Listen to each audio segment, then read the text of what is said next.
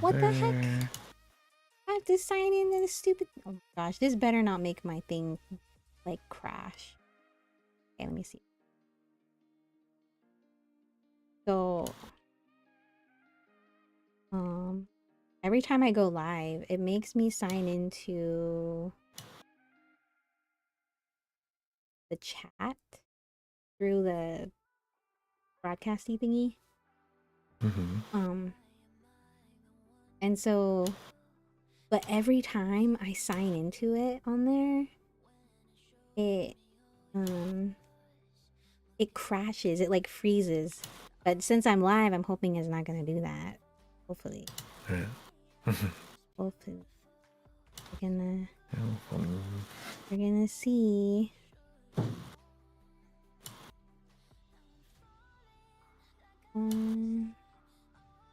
We can do that at least.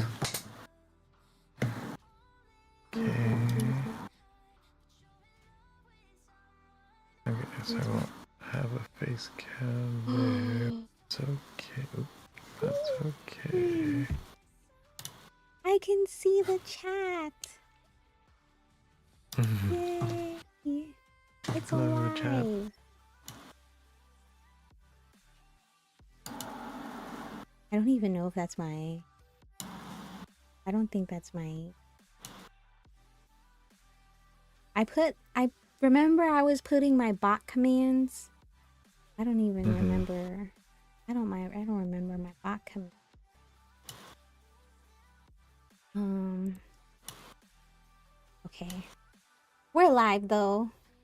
So that's awesome. I'm actually gonna... The first time I'm actually gonna play a... I was like super... What's it called? Like, oh. When we first started streaming, I was trying to fix like stream and stuff, but I was like, I require so much concentration. I'm just gonna play random stuff. Okay, so are you gonna start the what is it called? The topics, or should I start the topics? You should start yours, because I'm still kind of spicy about mine. Dang! I'm a tad... I'm a little heated. You're heated already? No, it's fresh, but please, you go first. You go first. Oh my gosh, okay. We get... If you need time to cool down... No, you want this. It's okay. We can go through all of my topics, and then we can go to your topics. That's okay. We can do what for what we are. I'll contain myself. It's okay. Yes. Wait. Oh, how can I get the... I'm ignoring my game right now because I can't get... Oh, here it is. I'm trying to talk on my app, but I can't talk on my chat with my phone. Let's see. How does this work? That thing's really hurting me a lot. What's hurting you? Okay, you know what? You know what I'm gonna do? I'm not in game, sorry. It won't even let me alt tab. Yes. Neon is the best. Why do I keep flying into your face? Number one for... There we go. For some reason, I have to alt tab and I can't join chat with my phone. That's something I need to figure out on. See? That's another thing I can't do. I can't join chat on my phone. Wait, can I do it here? Oh, I can do it here. Oh, yes. Okay, it does work. Okay, now I can type. Okay, anyways. So, my first one... Actually, you want to know what my first one is? Wait. No. What did I even type you? I don't don't even like that one. We're gonna skip to the second one. Why? Cause I feel like I already talked about that, didn't I? Oops. Didn't I already talk Yeah. about? Yeah. So like, why am I talking about Yeah. that? So okay, my first topic is gonna be resumes. I know that's so weird, but like, okay, I got advice from. Remember the lady I told you about? She's like helping me with my goals and stuff. I'm doing a goalie. Okay, anyways. I'm being a goalie of my goals. Does that make sense? Okay, that's probably too funny. But anyways. So I got some pretty epic resume advice. And she told me to go up to 2 pages. And I'm like, dang, why? And she said, since I'm a student and I have so much job experience, what I want to leverage is my schoolwork, volunteer work, and internships first. So like it kind of, not first, but it's just like, because yeah, I have professional experience, but if you lean on that too much, it's like it seems unfocused, I guess, because it's like you have all this stuff, but then you have these like school and you're still in school. So I think she wanted me to do that. So I'm like, I kind of see where she's going with it, because it's like, okay, I am still a student, and the only reason I feel like it would actually help me is that since I'm basically making it seem like I'm a star student. So because a lot of star students, they do a whole bunch of like student organizations. They do like volunteer work, which is like organizations. They're like presidents of their club, or like vice presidents, or like, I don't know, scholarship receivers, things, and all this stuff. And so if I basically do all of that and put in my fancy job work, it'll make me seem way more like centered, I guess. I don't know how to explain it, because before I was kind of trying to highlight both, but it just seemed very not. I was like, what is this resume? Are we looking at a fancy employee, or are we looking at like a student that's like working but not working? And like, it was just really weird. So I'm kind of, I don't know, it makes me excited, but then it's like, dang, I have to write a lot more than for. But supposedly a lot of the stuff that she was telling me to do was for, you know, like formatting. Yeah, formatting. So like make an indent here and add a line here, and which made me feel a little bit better. But so I just gotta do that, you know. It feels it's a lot of work, but because like that's kind of something that like I was wondering about myself too. Because like when I transition careers, right? Like, I don't know, but that's okay. My number one advice for you is go to your career connection, career school, what is it called?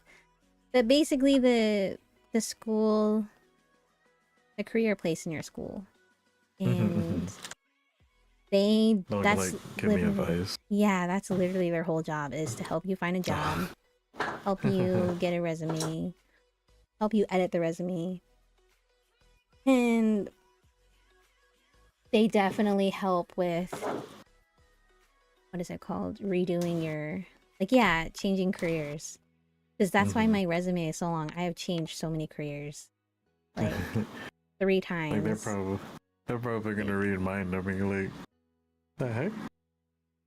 Nah, it's not even. They, they want this guy to be moving people around. This guy sounds like he can take on a whole army. What Oh the my heck? gosh.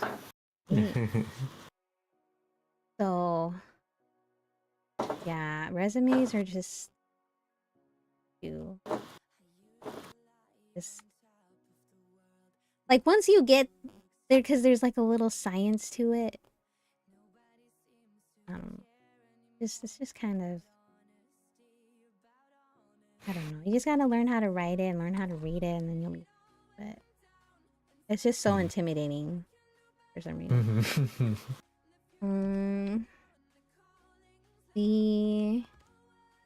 My question for you though was, I had some food prep questions.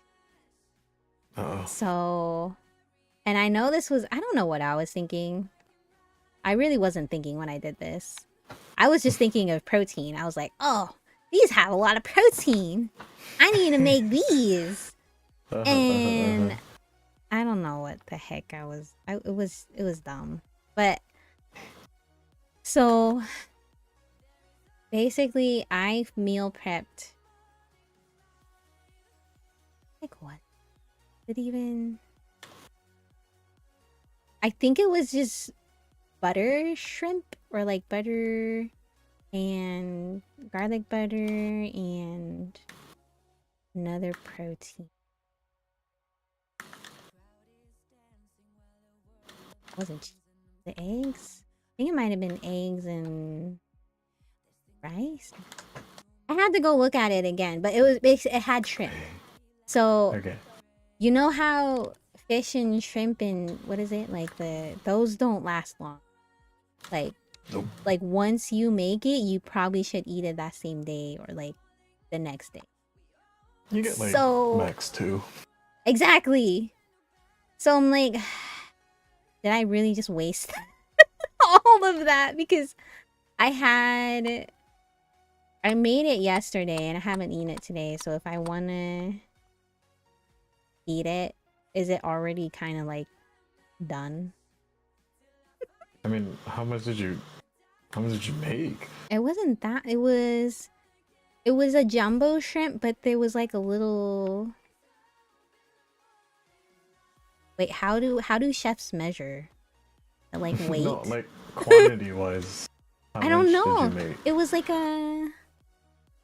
Like pieces. This how many pieces? Like was it 1 shrimp? 2 shrimp? Oh, it was like 15, 20 shrimps. Maybe. Damn. Yeah, that's what I'm saying. Damn. And it was all in, but it's still all in one container. And that's fine. Dude, I know that's your like lying voice. No, I mean like what you stop knowing me so well. But you gotta, cause like the thing is like, you know, you can get about like 2 days out of it, and then like you don't even have to like cook it or you don't even have to eat it the same. Like sure you don't want to cook it again, but like you could, I don't know, maybe throw in a different seasoning on there, maybe throw some tahini on there, get a little spice. Oh my god. Change it up so it's not just the same thing every day, like. Which I get it, it's meal prep, so it needs to be consistent, but I think that, even though I say like a couple days, the not chef me will say 3, but then the 3rd day is like, oh, you should probably just fried rice that and probably put that in first. Oh my gosh. I think that's what it was anyways, like a fried rice thing anyway, so I can just Yeah. Okay. Yeah. I'm just sitting here like, I mean, you could. If we're not thinking about it in a professional aspect, yeah, you can keep that for a week. Oh my gosh. Okay. You may go down. Neon says, just stuff your face until you feel sick and keep going. Exactly. You can just do that. Exactly. Yeah, and just fried rice it and just fry it till it's burnt, and I'll be okay.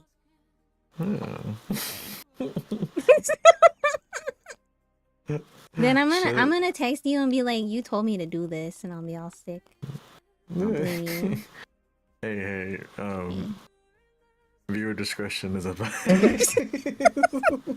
Oh my. Should I poke into your stream to put my channel down? Because I'm not using the Foodie and Moody channel. I wanted to use mine to practice. Oh yeah, sure. Do whatever you want. Okay. I just need to. While I safely stand here out in the open, I'm gonna. Well, should I save that? So, okay, now I'm just gonna go right into it. So, the other thing I wanted to talk about, since you want to know something crazy? It's our last vodcast of January, because we stream on Monday. Oh wow! January's already gone. This is the last Monday of January. How crazy is that? That's ridiculous, man. That's I don't even know what to say to that. It's ridiculous. I mean, for me, I personally think that this month was great, but it went really quick. Like it was super quick, like way too quick. Like I remember coming back home, or coming back. I remember going back to work, and then it's almost February. I'm starting to see all this stuff for like Valentine's Day already. I'm like, what the heck?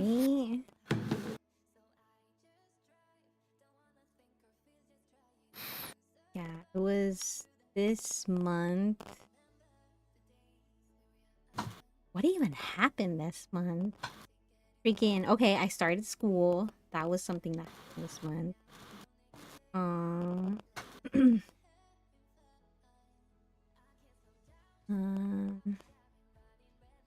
I celebrated New Year's. That technically happened.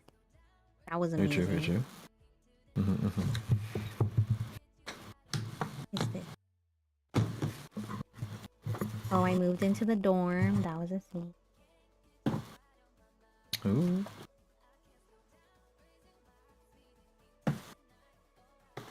I started a new grad application for grad school. We'll see how that. I mean, I'm almost done with it. I'm just waiting for the school to reply. Because, bruh, you want to know how dumb they sounded? Like, okay, so the other school I applied to had a better application system, and it's weird because they're smaller school, I think. Okay. And you submit a resume, and then you submit a summary of experience. They clearly label the two. They're like, hey, there are two different things. One's for this, area, and then one is just your overall resume. I was like, okay, that makes sense. And this school, but is like, submit your, what was it? I think it was job history, and then submit your resume.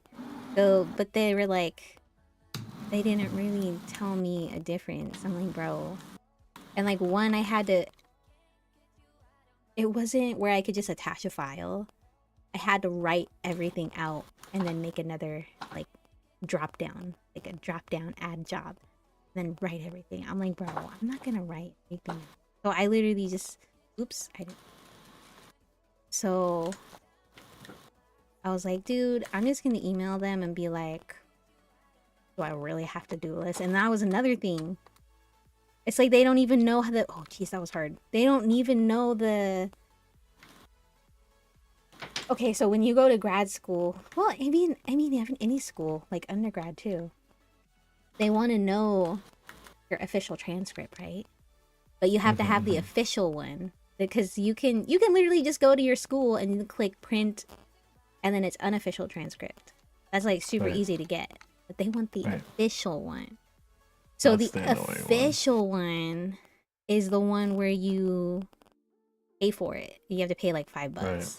And so, but so they in their application, they're like, oh, you have to attach an official one. I'm like, bro, there's no way to attach an official one. You literally go to the website, and then they send it to your school. So like, you don't have to do anything. You just click like, oh, I said the grad school gets it.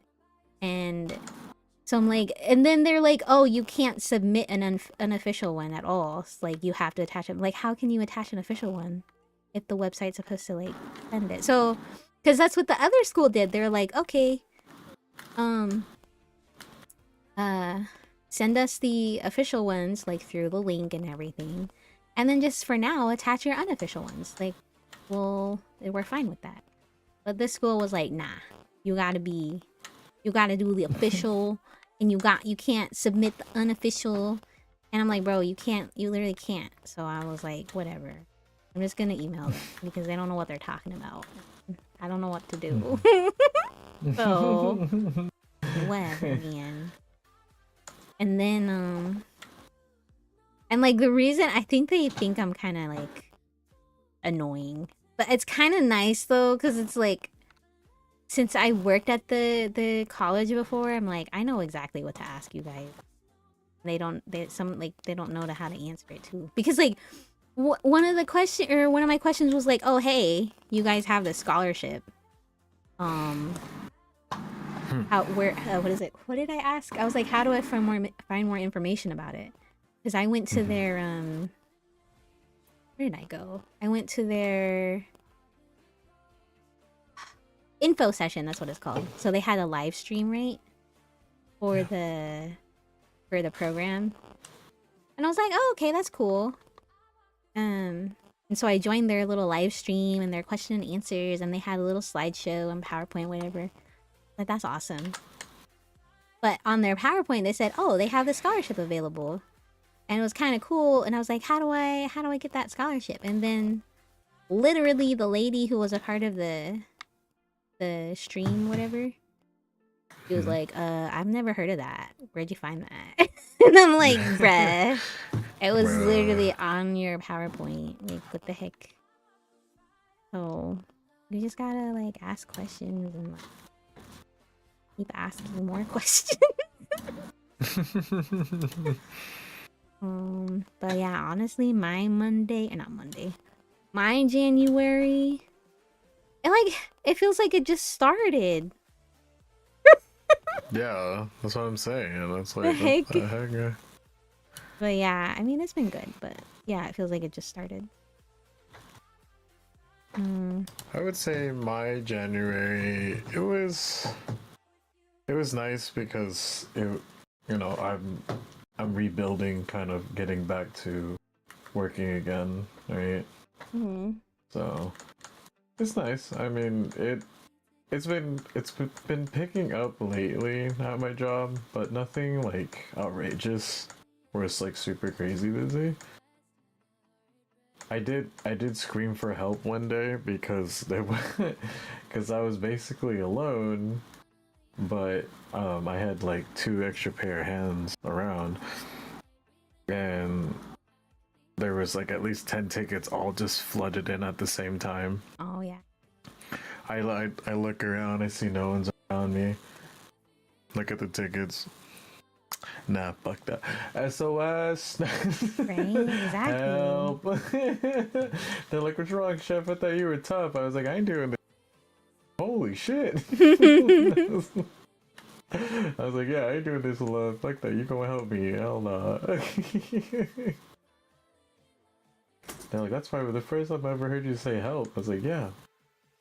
Because fuck that. Right. Oh, I have a question. Have you ever had a fire in your kitchen? You mean like where we have to like stop working? Wait. Like we have to like pause the operations or something like that? Wait, so you've There's actually different had fires. Like, there's different kind of fires? What the heck? No, really. Bro. I set off a couple yesterday. I don't know. Like it depends on what you're asking. There's pan fires, there's oven fires, fryer fires. Okay. Can you explain all of those types of fires? Because I don't know the difference between all of those different types of. I think for me, a fire is a fire, and it's just like you yell fire, and then you get the fire extinguisher, and then you blow it out. That's Okay, hang on. Let me explain the base real quick. Go. Okay. So we can start with like a pan fire. So when I say pan fire, like, you know, the little skillet. I see those on saute Gordon pans. Ramsay all the time. Yeah. So those ones is when like you're dealing with obviously really hot stainless steel, and then you have a meat and or vegetable that has natural water, and you're going to be searing it with oil. So when those two mix, usually it just kind of like creates the little like sparks and the little specks that fly at you that a lot of people get, you know, afraid of. But sometimes when you shake it enough, the oil slash water mixes, or sorry, the fat and the water from vegetable or the protein mixes with the oil, and you shake it, it will start creating a fire. Now, if the pan is just roaring, bitching hot, then that's when the pan will kind of become like a conduit to shoot and like, how can I say this? Intensify how big the flame's gonna be. So like yesterday I was cooking some steaks. So, you know, steak has a lot of fat, has a lot of, you know, natural blood and water in it, right? So I didn't realize my pan was so hot, so when I put it down and I shook it a little bit just to kind of make sure it's stuck on the pan, this giant fireball just went right. It's just started flaring up, and I'm just staring at it like, oh, okay. So usually when you see an oil fire like that in a pan, what you do is that you get something that can smother it. You just cover the lid and smother out the flame, and then it goes out like that. And usually a lot of people will see that fire and they'll like freak out, but the thing is, like, as long as you're still standing there and there's something close by, like another pan or, you know, something else that can just cover it and smother out the fire, it won't spread. You know. You ever do a flambe? That was a question. Yeah. I mean, when you cook off alcohol, when you cook off alcohol and you use a torch to kind of like ignite the alcohol, that's how it makes like the really cool looking flames. You know, in a flambe or like certain drinks and stuff like that too, where they like light it with a torch or a lighter.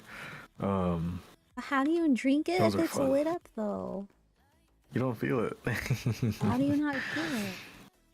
They say because I tried one, but I was kind of drunk. But I read it up online, and some other people say like it just feels like it's just kind of like tickling you a little bit, because by the time the alcohol gets like, you know, to the rim of the cup, the fire's gonna be extinguished anyways. Ow. So How does that happen? It goes out. I don't know. How does it happen? I don't know. How does it just disappear into anything? Okay. I don't know the science behind that part. That's what the internet's for, Moody. Okay. Well, at least you tried it before. That's pretty cool. Yeah, no, I was so gone. I was.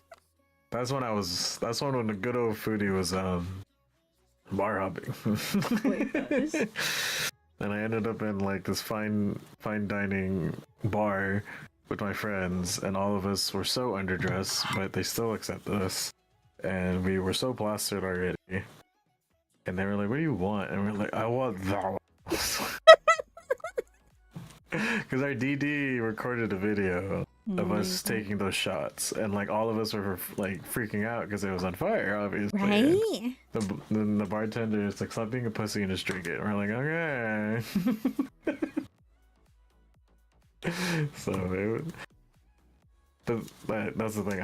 I don't remember because I was too drunk. I can't. Neon says he's repulsed by the idea of a flambe drink. The alcohol is supposed to be inside me. Gimme. I couldn't do No, it. I'd be so nervous. I wouldn't. I mean, that's what I would. That's usually what I do for when I make like my ice cream flavors or gelato flavors. Actually, quick question. Super off, not off topic, but quick question. Do you see a separation between labeling something ice cream and gelato? Okay, so you're probably asking the wrong question or not the wrong question. You're the wrong person. Is like people say there's a difference, and that means I think there's a difference. So for me, when I hear gelato, I'm like, oh my god, that's super fancy ice cream, and you're gonna pay more, but it's gonna be way better. Or you can just get ice cream, and it's normal ice cream, and you get it at a normal price, and it's normal. That's the only difference I know. I will say, because like I haven't made normal ice cream base before, just because like actually no, that's not true. I actually made soft serve base before. Had that cursed fucking ice cream machine that I needed 10 chemicals for. No, so for me, making gelato base now, I've noticed that there's a lot of like there's milk, right? But there's milk and also equal parts of heavy cream. Oh, okay. So I think that might be it, where they say like quote unquote it's more expensive because they're using two dairy products compared to the one, plus the xanthan gum and sugar and stuff like that. But I don't know, because like for me, because like when I describe it to people, they're like, "Oh, what do you guys sell at your job?" And I was like, "Oh, like we serve gelato there," and they're like, "Oh, wow, that's so cool! Like, do you make it?" I was like, "Yeah. Like I make it, but like I normally just describe it as ice cream, and then people will be like, "Wait, no, you serve gelato. There's a difference." I don't know. I just make it, bro. So okay. Is gelato made with just the creams and stuff and not the sugars? So, for what I remember, ingredients wise, it's sugar, xanthan gum, which is like a powder, kind of like like it's basically like a powder that you add with stuff, to like keep it together. Dry milk powder, milk, corn syrup, and heavy cream. That's what I put when I make my my base. But what about then? What's the thing with ice cream then? What's the difference? I think that it's only milk, just because that most ice cream bases are gonna be like consistently like turning, or they need more or less time to like freeze and like become like firm for you to eat it, right? Because like I don't know, to me, so like for me the difference, right? Like for me it's more about, I see ice cream as a little bit more lighter and not as much churning for it. Beside you going to like an ice cream parlor where obviously yes they're still turning, but that's because they have customers like constantly coming through.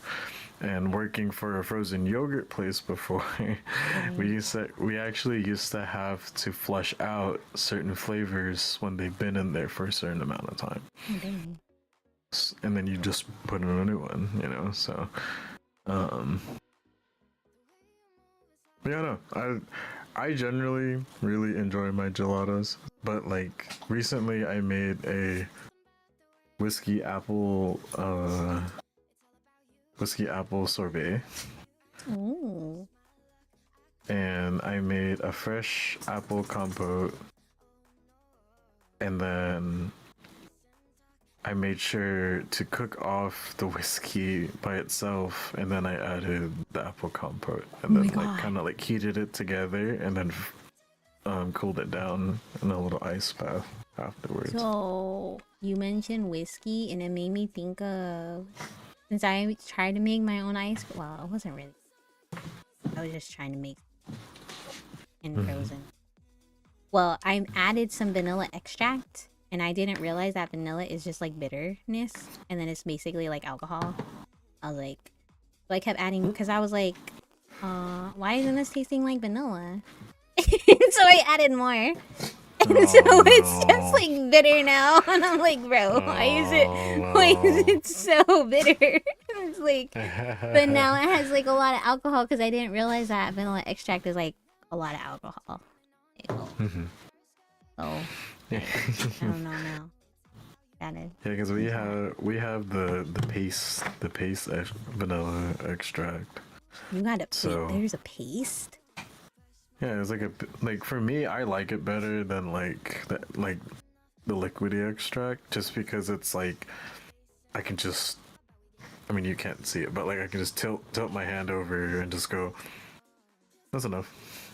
And then go on about my way. I've never heard of paste. Where do you get a paste? Let's look it up, like vanilla paste? bean paste. That sounds weird to me. I don't know if I would like that. Does it taste like vanilla extract? Yeah, it's the same thing. It's just thicker. The heck? Trying to see if I can find a brand I use. No. Wait, that's Ooh, kinda have you it. ever used the like pure vanilla bean thingies? Those are cool. Oh, like straight out of the pod? Yeah. Yeah, because Vanilla. the baking class that I had, the instructor refused to buy processed vanilla, so we Oh, always dang, had to okay. clean out pods. And there was a point in time that the savory students also got tied into cleaning pods. Okay. If the baking instructor caught you not doing anything. Oh, I used to get snagged so many times.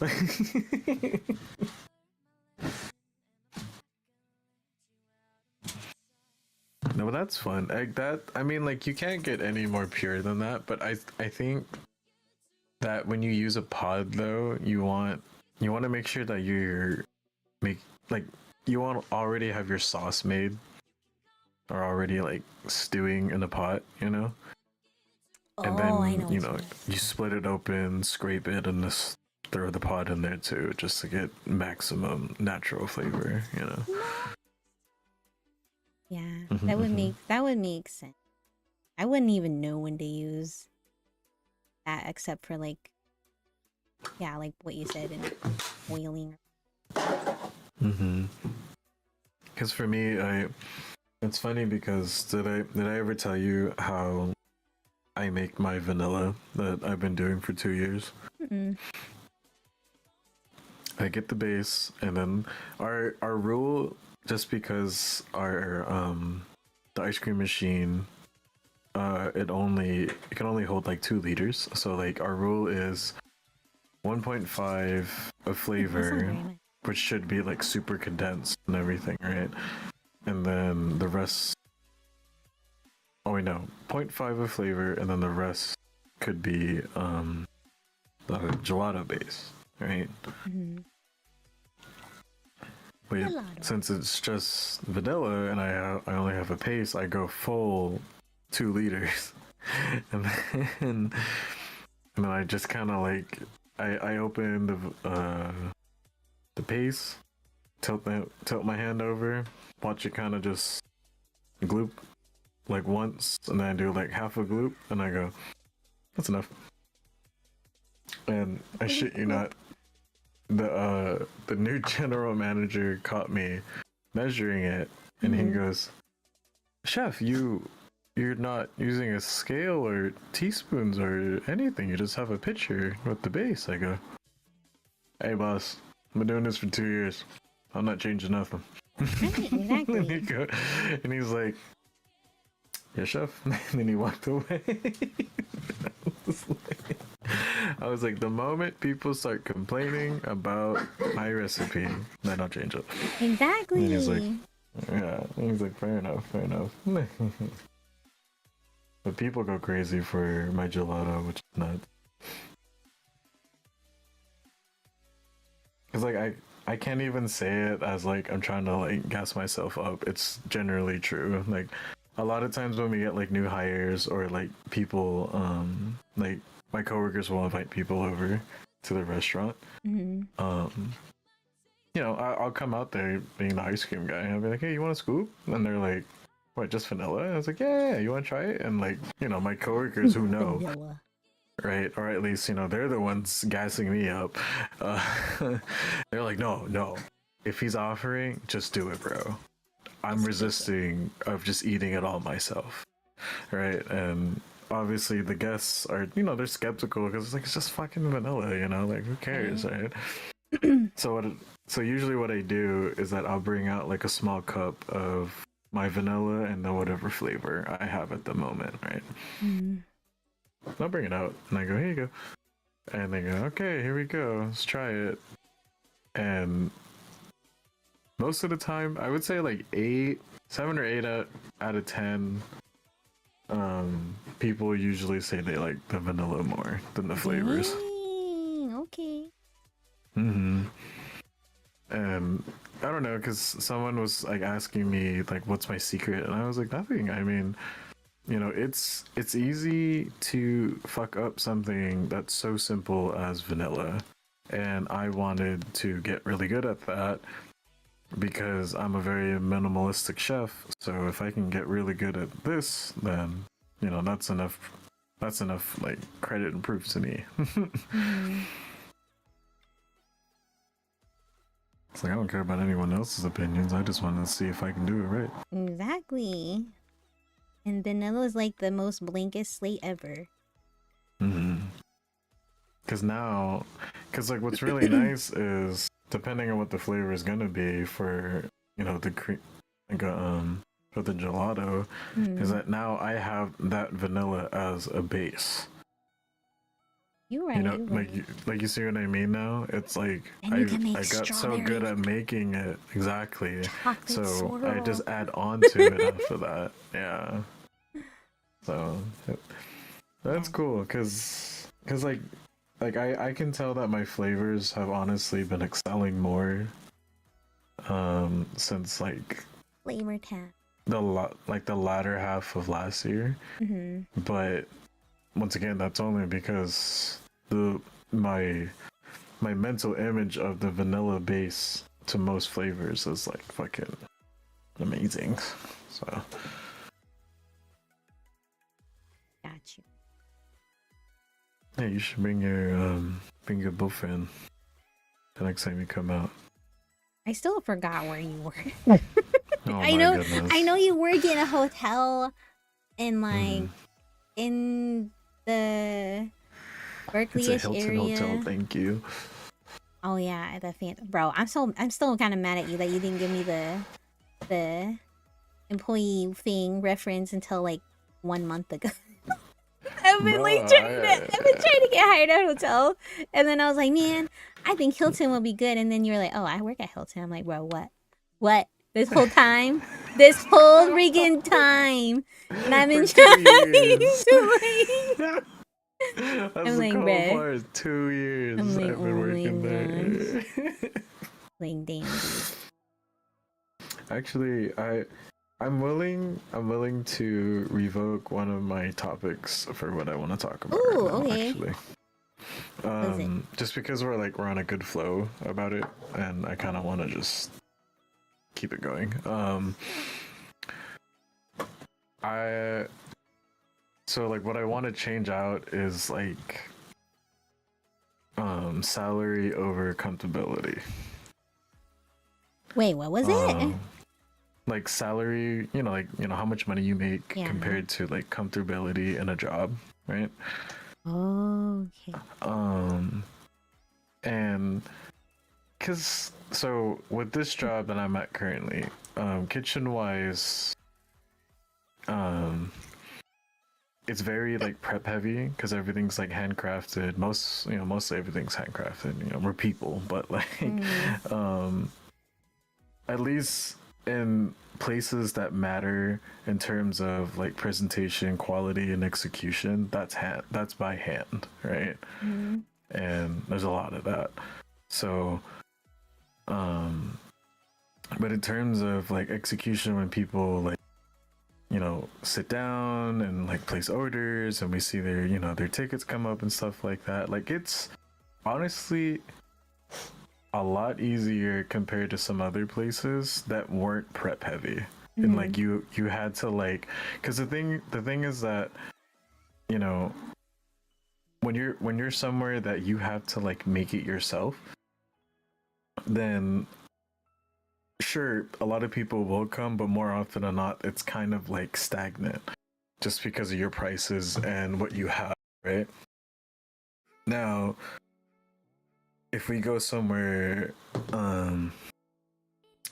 like my old contractor job where I was working at like a kind of like a science business facility, but then the contracting job was had a kitchen there for me to operate out of when I was working there with other people, but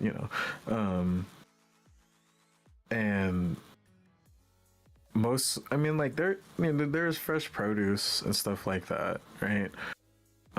But almost everything else was just frozen back, already done, or if not already done, I just gotta like spice it up and like add some shit to it, stuff like that, right? Not a whole lot of prep work, but it was a lot. It was a lot of like customers and like this and that, right? So, and that job would have been great too if it wasn't for the executive chef, but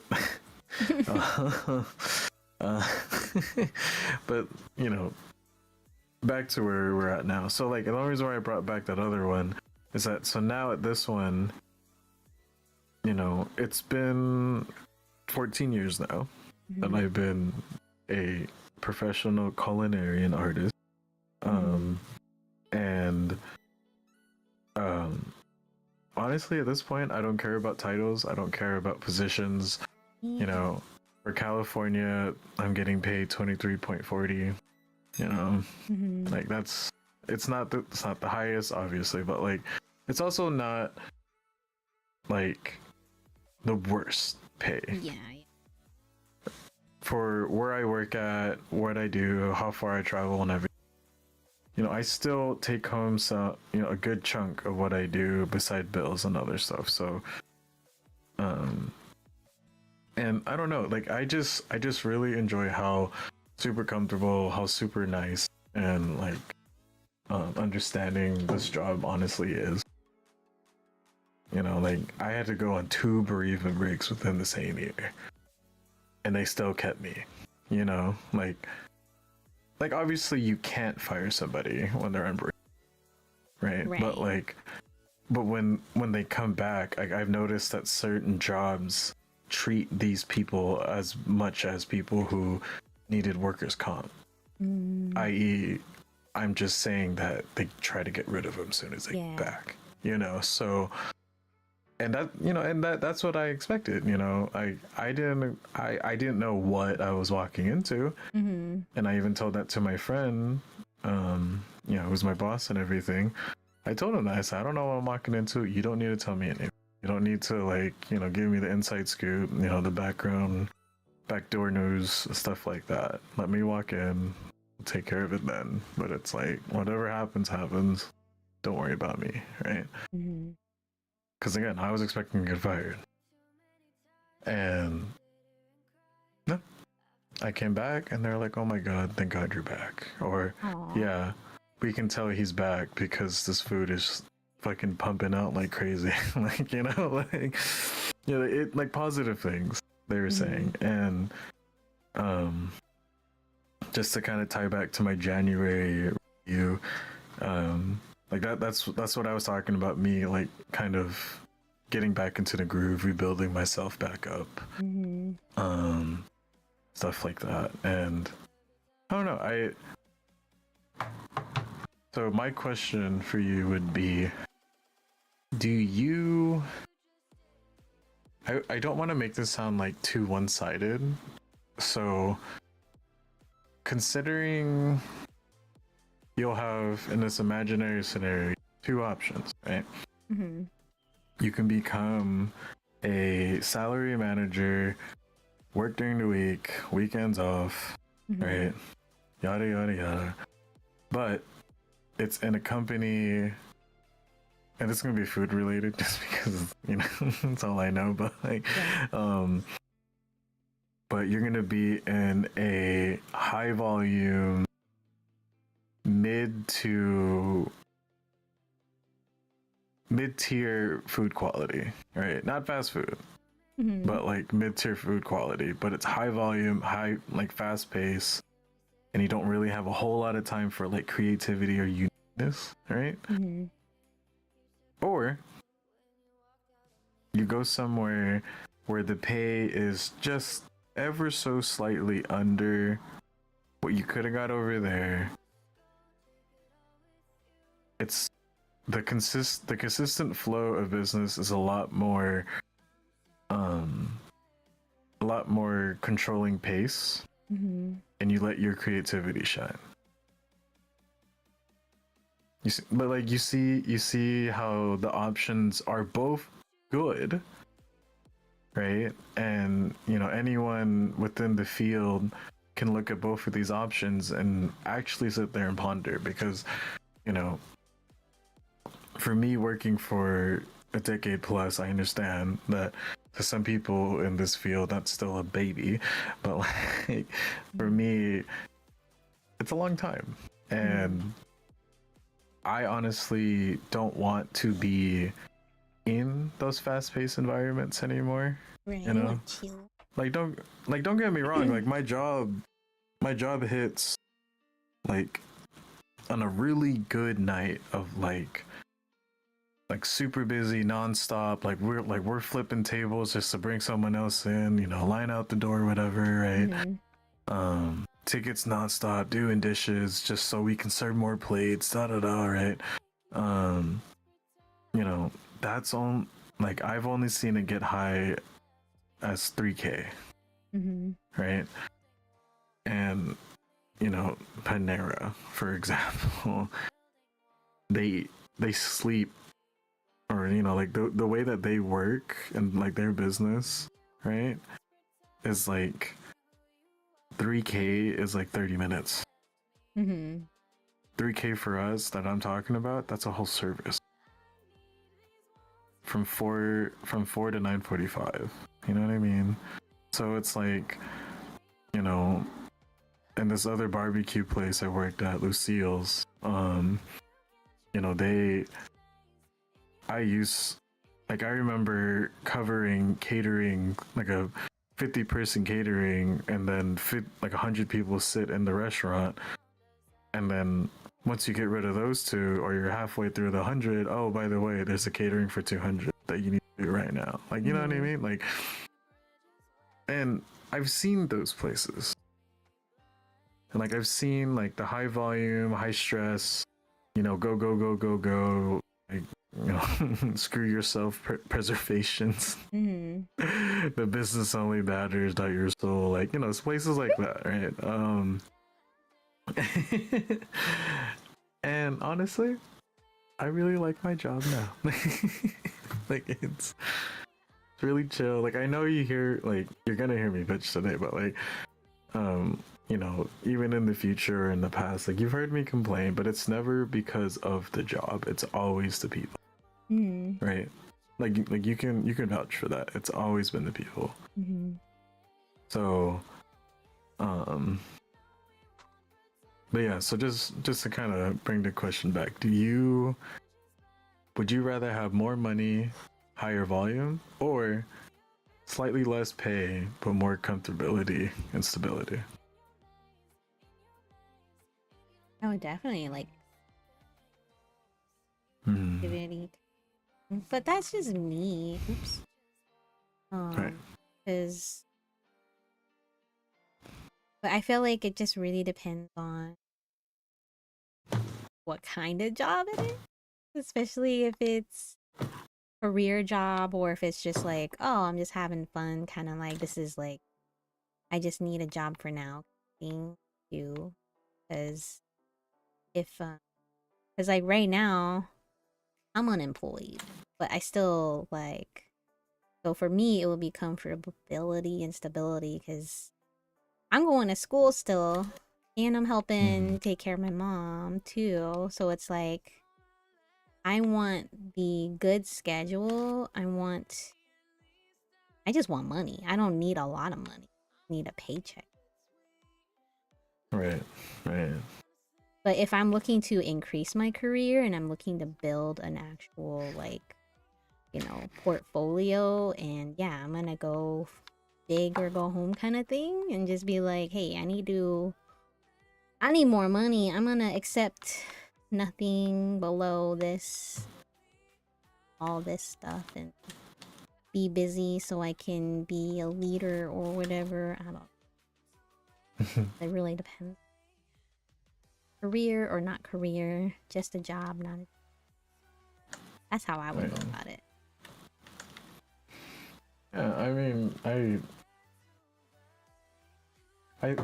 cause especially in my situation too, like I've seen a good chunk for my age. I know that. So it's like now that I'm in this opportunity to have a choice whether I'm here and or elsewhere, just because of all this experience, I can kind of like, I could leave if I wanted and then like whatever, right? And go find a new job. Anyone can do that. You're not tied forever somewhere, right? But I don't know. I still think that this, for me to be comfortable at this point, I like that whole lot better. Right, exactly. Yeah. So if I wanted to be uncomfortable, I'll just go back to working in fine dining. Exactly. That's a nightmare. Don't do it, kids. Don't do it. Don't do it. What's crazy is that the Hilton that I'm looking at, which is crazy. So it's actually franchised. Is your Hilton franchise? We just recently got bought out, but we're still called the Graduate, but it's we got bought out by Big Daddy Hilton. Okay, that's pretty cool. So the Hilton that I'm looking at is franchised, but they do have a restaurant in it. But that restaurant is completely separate from the Hilton. So like it's in the Hilton and it's like right by the lobby. But it's not, they have nothing. They're two completely different businesses. Because I was like, oh, are you guys hiring in the kitchen? And they're like, no, it's not really, like you'd have to apply with the restaurant, not with the... And then there's I didn't look at that Hilton. There's another Hilton like directly right by the airport, like it's legit for the airport, because I seen the flight attendants there and everything. I'm like, oh dang, this is a legit airport Hilton. And they also have a kitchen, but they are all under the same franchise. So it's the kitchen, the hotel staff, the front desk, everyone's all... Dang, that's kind of cool. That's a fancy... I want to go that big yet. Well, I mean, for us, it, because the thing is, like, we are all one, like, like one company. That's in terms cool. of like we are all Graduate. We're all like Hilton, everything, but we have departments, right? So obviously there's the restaurant department, which is I'm in, and then you have the you also have the like maintenance, housekeeping, blah blah blah, right? So I don't know, like because the thing is, like, if we were separated, right, by a wall, it wouldn't affect us in the slightest. Like, we wouldn't care. So, I guess if that answers your question, Pretty cool. yeah, like we can be completely independent if we want, but, you know. Yeah, supposedly there's one Hilton in my area that's legit like Hilton. So like but it's only one. Do you know how, bro, we have so many Hiltons in Kansas City and there's only one that is the legit Hilton.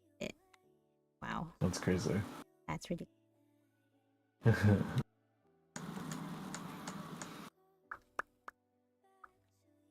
Yeah. I already applied with them and they didn't answer. Oh. Oh, you got my reference. I've been with the company for a half years. Right? See, if I apply to that one Hilton, because she said the kitchen was hiring, I was like, oh, I can just put your name down and be like, I know a chef. You know? Yeah, go ahead. And then I can tell you all my kitchen stories. Oh god. They're so mean and rude and annoying. Yeah, I would like cry to you like every night and be like, why are you doing this every day? You've been doing this for how long? Why? Can't do it. Didn't even do it for one day, 1 hour. I mean, like, the thing is, it's not for everyone. I always tell people that, and that's kind of why one of my top married, because I need your advice before I get into work. So, just to smoothly transition into my top, I don't know how to deal with people in a hostile environment. But you don't know how to deal with what? No, like I just don't. So like I have a coworker, right?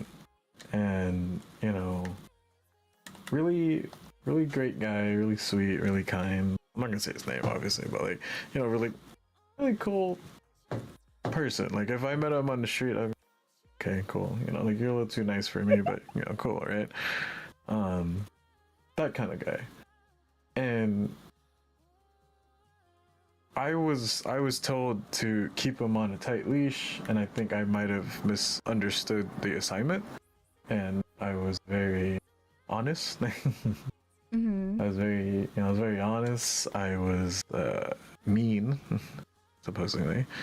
Supposedly, what did you say? Supposedly.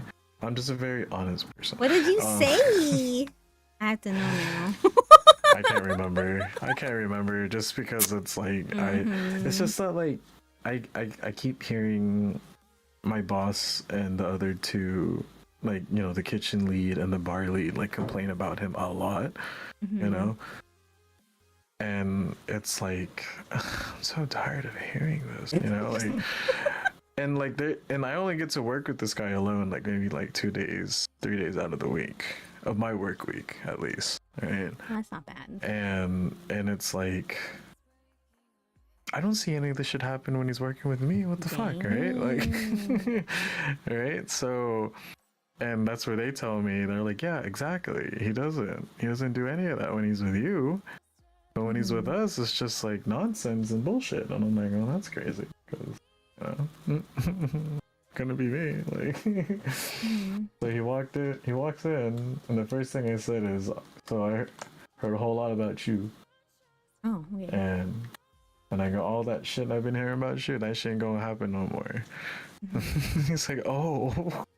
I was like, you think I'm joking? I ain't playing around, bro. Oh, dang. Like, we're not clocking out at fucking, you know, midnight. We're not clocking out at fucking 11:30. You know, you're gonna have shit ready and have backups in your station. I don't care if it's going to be fucking slow. In fact, if it is slow, then you should have shit ready. Exactly. On hand, right?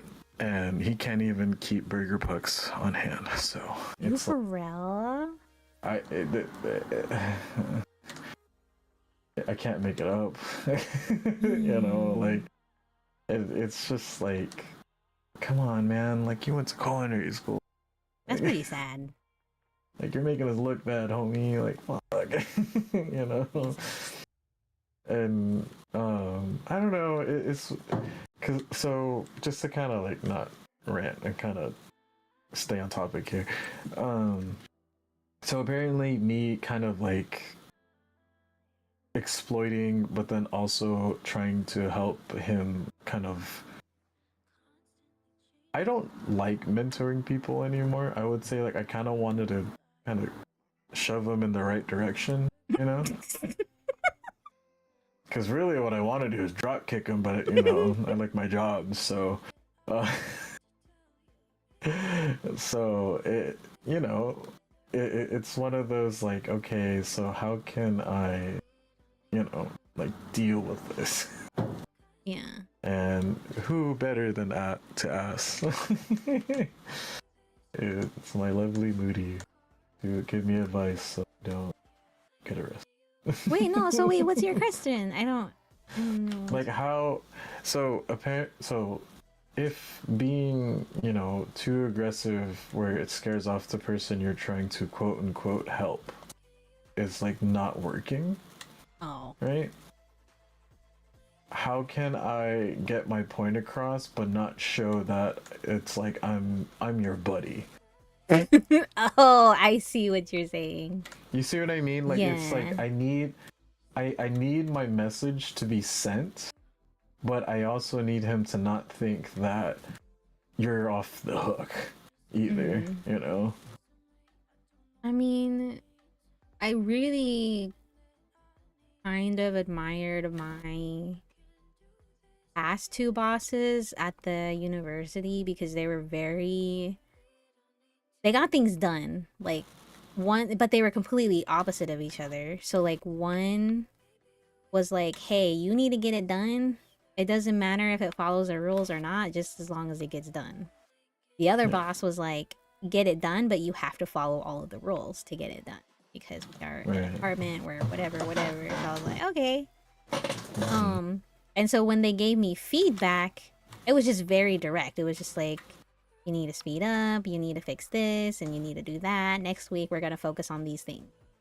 And, like, it was kind of like a progress report, is the best way I can describe it. Is like, hey, I see you're doing really good on these things, but let's work on this for next week and see where we're going to be at for the next thing. So it's kind of like, because you are kind of the boss, right? I mean, that's kind of like how.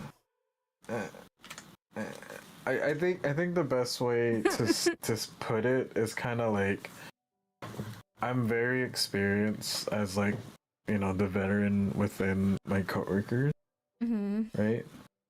And, you know, so just to kind of explain what the permissions I have, like, if a server needs something, you know, overridden on the POS system, and they need, like, a manager code, or, you know, we call it like a manager swipe, where we just kind of come over, put our code in, override it, and they can fix whatever they fucked up, you know. So I have one of those. I help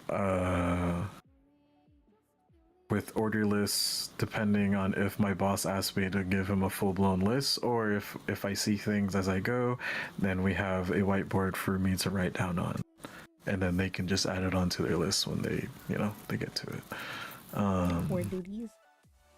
And then, you know, obviously a line cook. You know, there's 2 to 3 days I have someone with me, or there's 2 days I'm gonna be alone, where I do kitchen and dish by myself, right?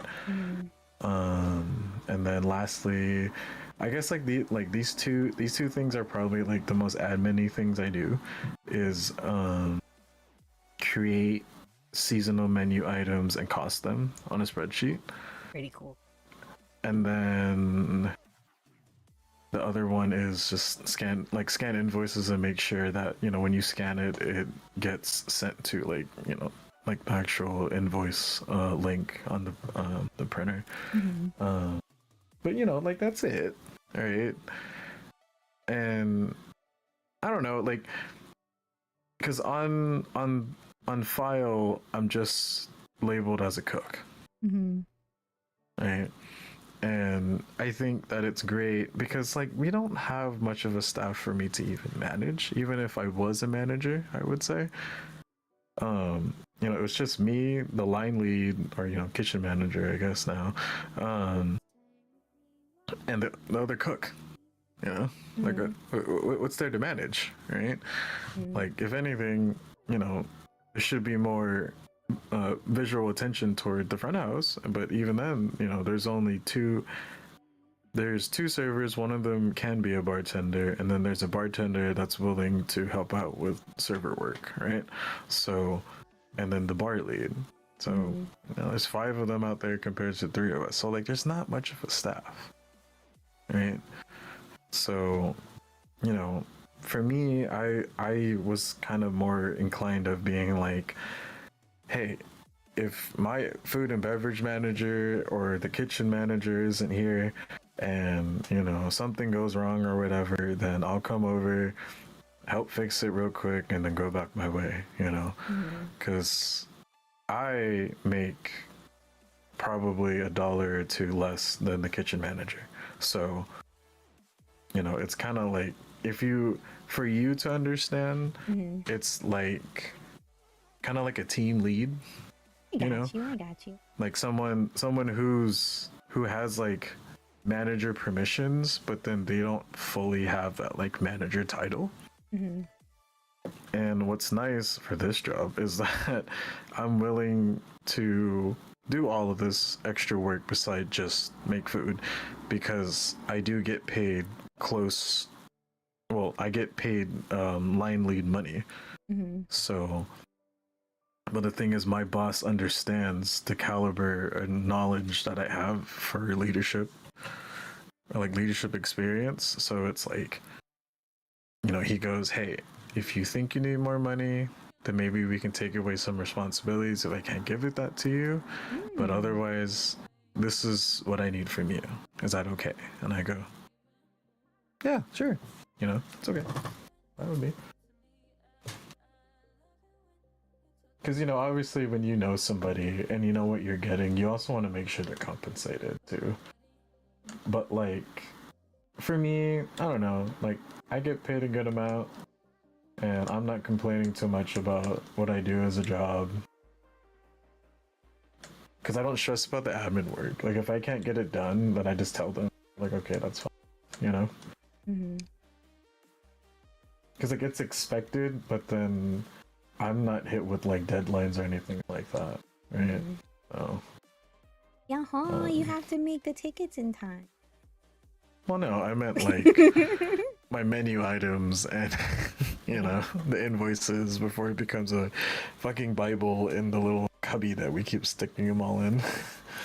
Because every time I notice the invoices and I'm like, hey, I haven't scanned those in a while. Oh man, always like 25 pages. Like, god damn it, stop ordering shit so much.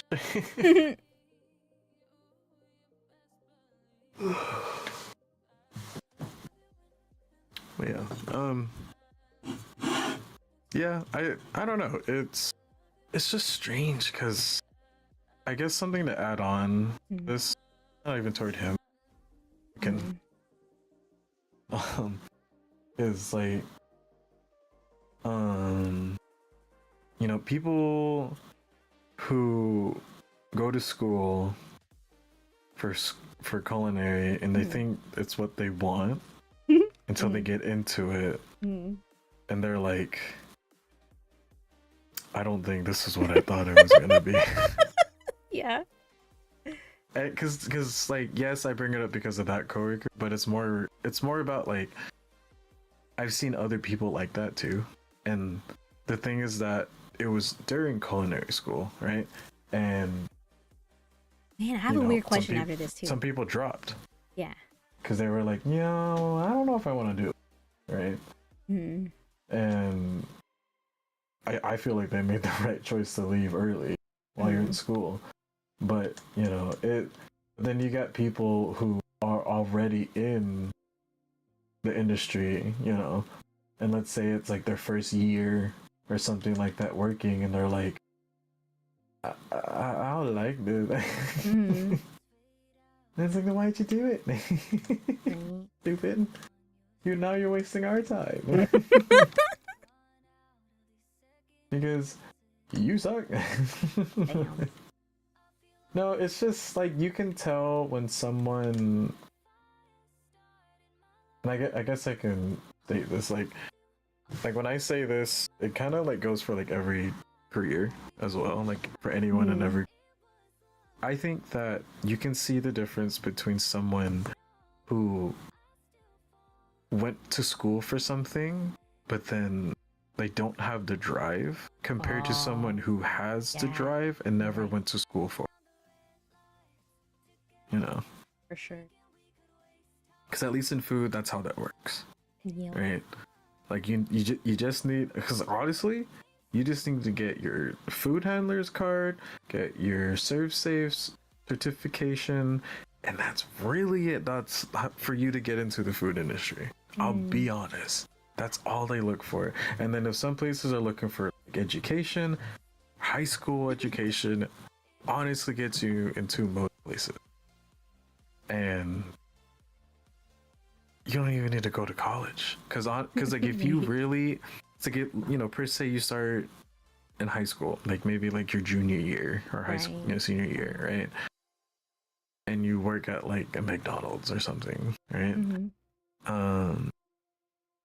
I don't know about you, but like, you know, the more that you keep working at such a more younger age, you know, no matter what field it's going to be in, sometimes you don't need school.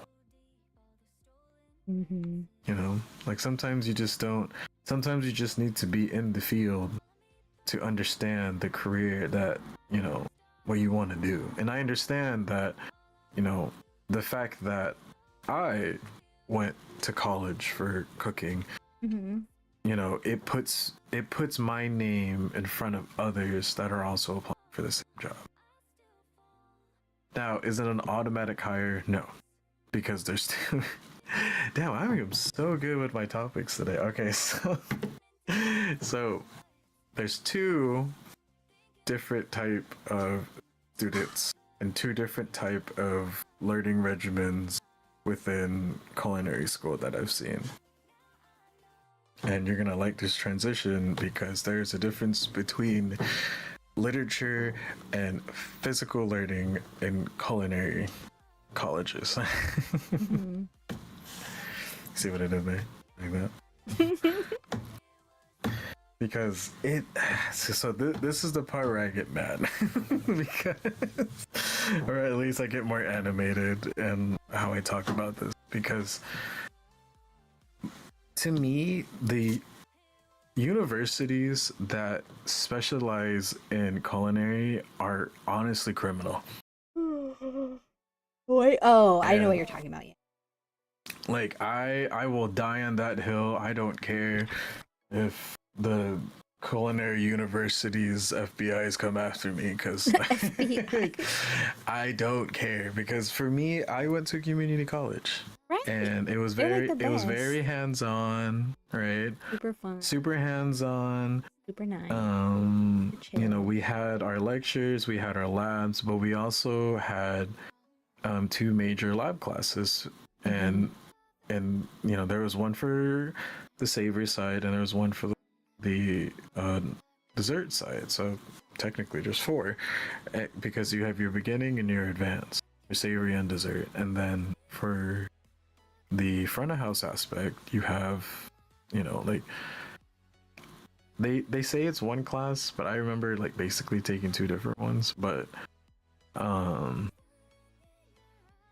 and you know, everything was super hands-on. Like we, you know, obviously we had lectures, and like, you know, you had to take tests and stuff like that, but like the only thing I truly remember is just doing stuff, because while you're in school, you're feeding people, like, you know, you're helping make money for a company.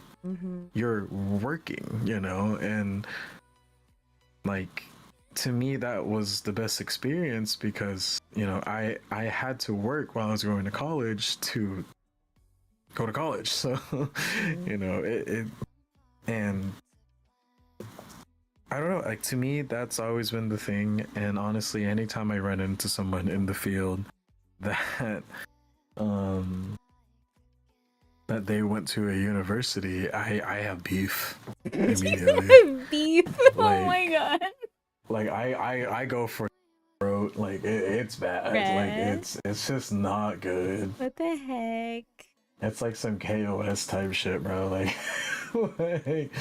because like I just don't understand why people are wasting money going to these universities, bro.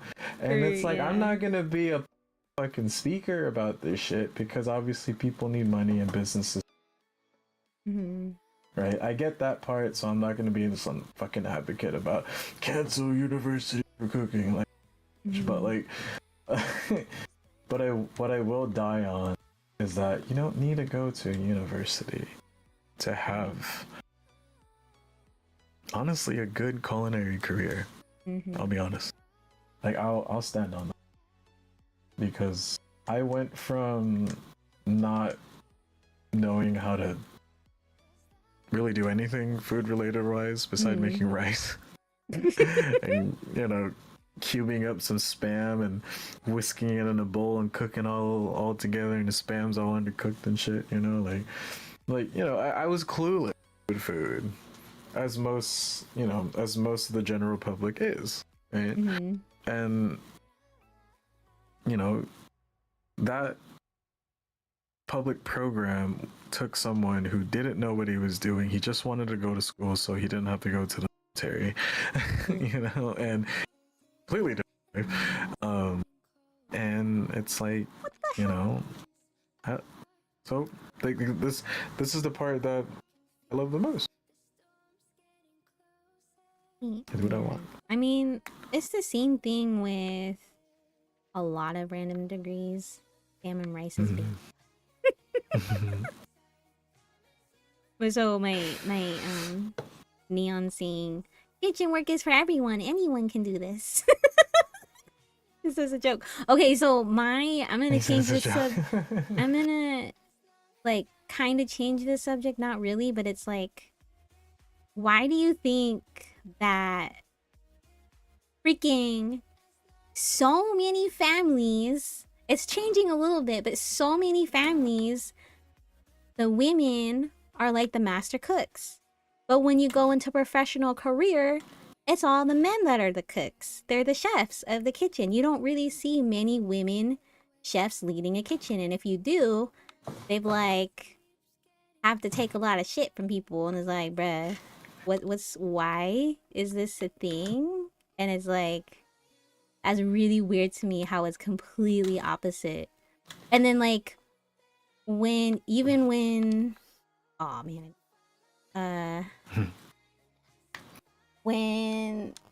I mean, now it is changing, but it's like when guys are chefs, it's like super normal. It's like, oh, he's a chef. He knows what he's doing. He's knows food and stuff. Right. But like at home, if you see a guy cooking, it's like, wait, you cook? Like what? But like seeing someone in the kitchen as a guy, it's like so normal, and it just doesn't make any sense to me. I'm like, what the hell? I will say, like, weird. Men, just to answer your question, men at home, I'm sorry guys, but we need to make cooking at home sexy as men. Like we need to take over. We need to put on the apron, put on the little headband on, and just fucking go in there. Like, lady, relax, bro. Like, cause like it's weird to me because, I always had a firm belief that like there were certain foods that like just the general public just knew, right? Like just really simple shit. I'm not gonna go into detail, but like just really like simple stuff. And like I was wrong. So, but I only say that because I'm talking about people I used to work with. Oh my And god. we're talking about people who claim that they are professionals, but they can't even make a goddamn turkey sandwich in 5 minutes. Like, I don't know. Okay, I don't know, Stacy. I don't tell me. Like, I don't know what kind of 2 years professional sandwiches you made, but you took 20 minutes to make me a turkey sandwich with no sauce. Like, you know. So, but I just think that, you know, the other part of your answer is that if there's any, like, if any female aspiring, just know that you unfortunately need to be like,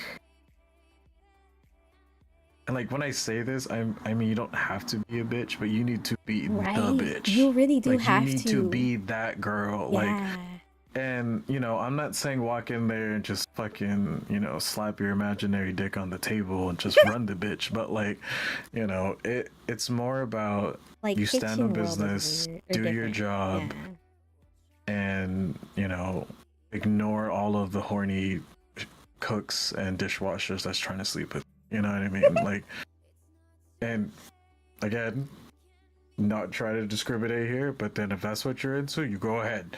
Because I've seen plenty of servers do that, and it's kind of crazy. But Damn, really? yeah, like there's one server in the past told me when we went out drinking with a group of our other co that when she changes jobs, there's times that she enjoys hopping around the cooks and then leaves if it gets awkward. Are you for And I'm like, wow.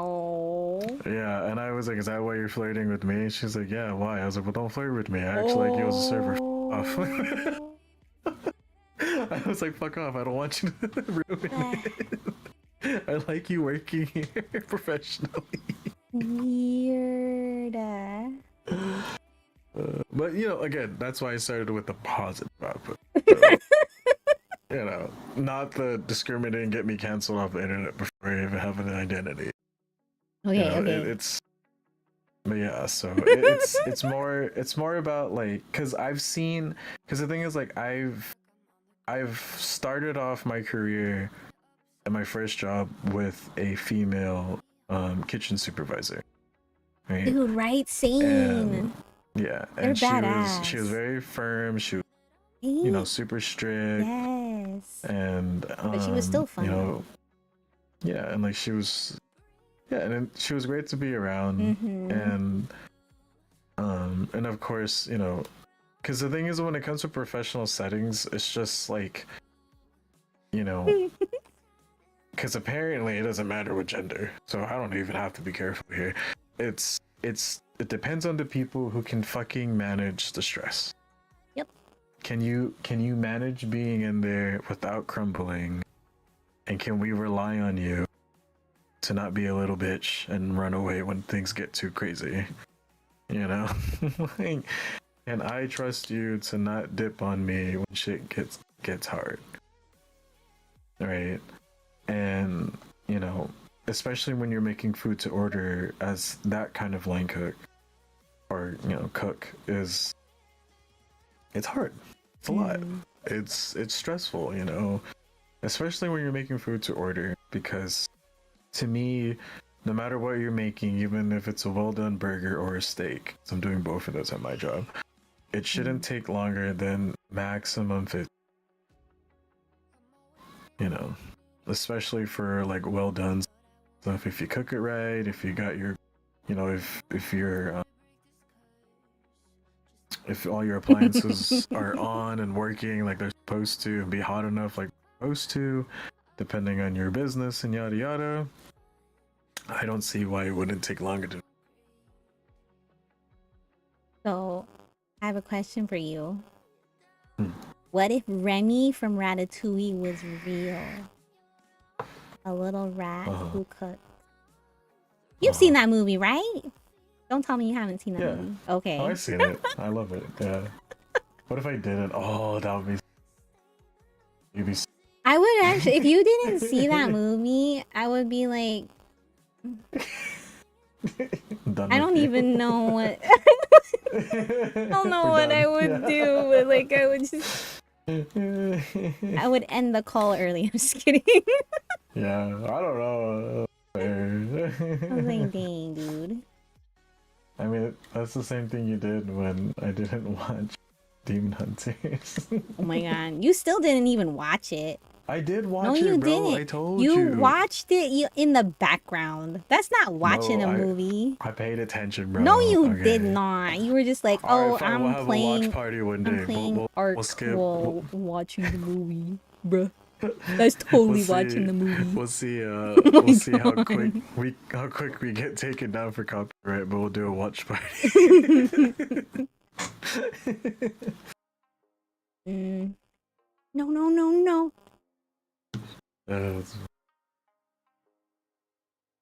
No, I don't know. I don't know. I just because like it's something. There's something that like I was talking.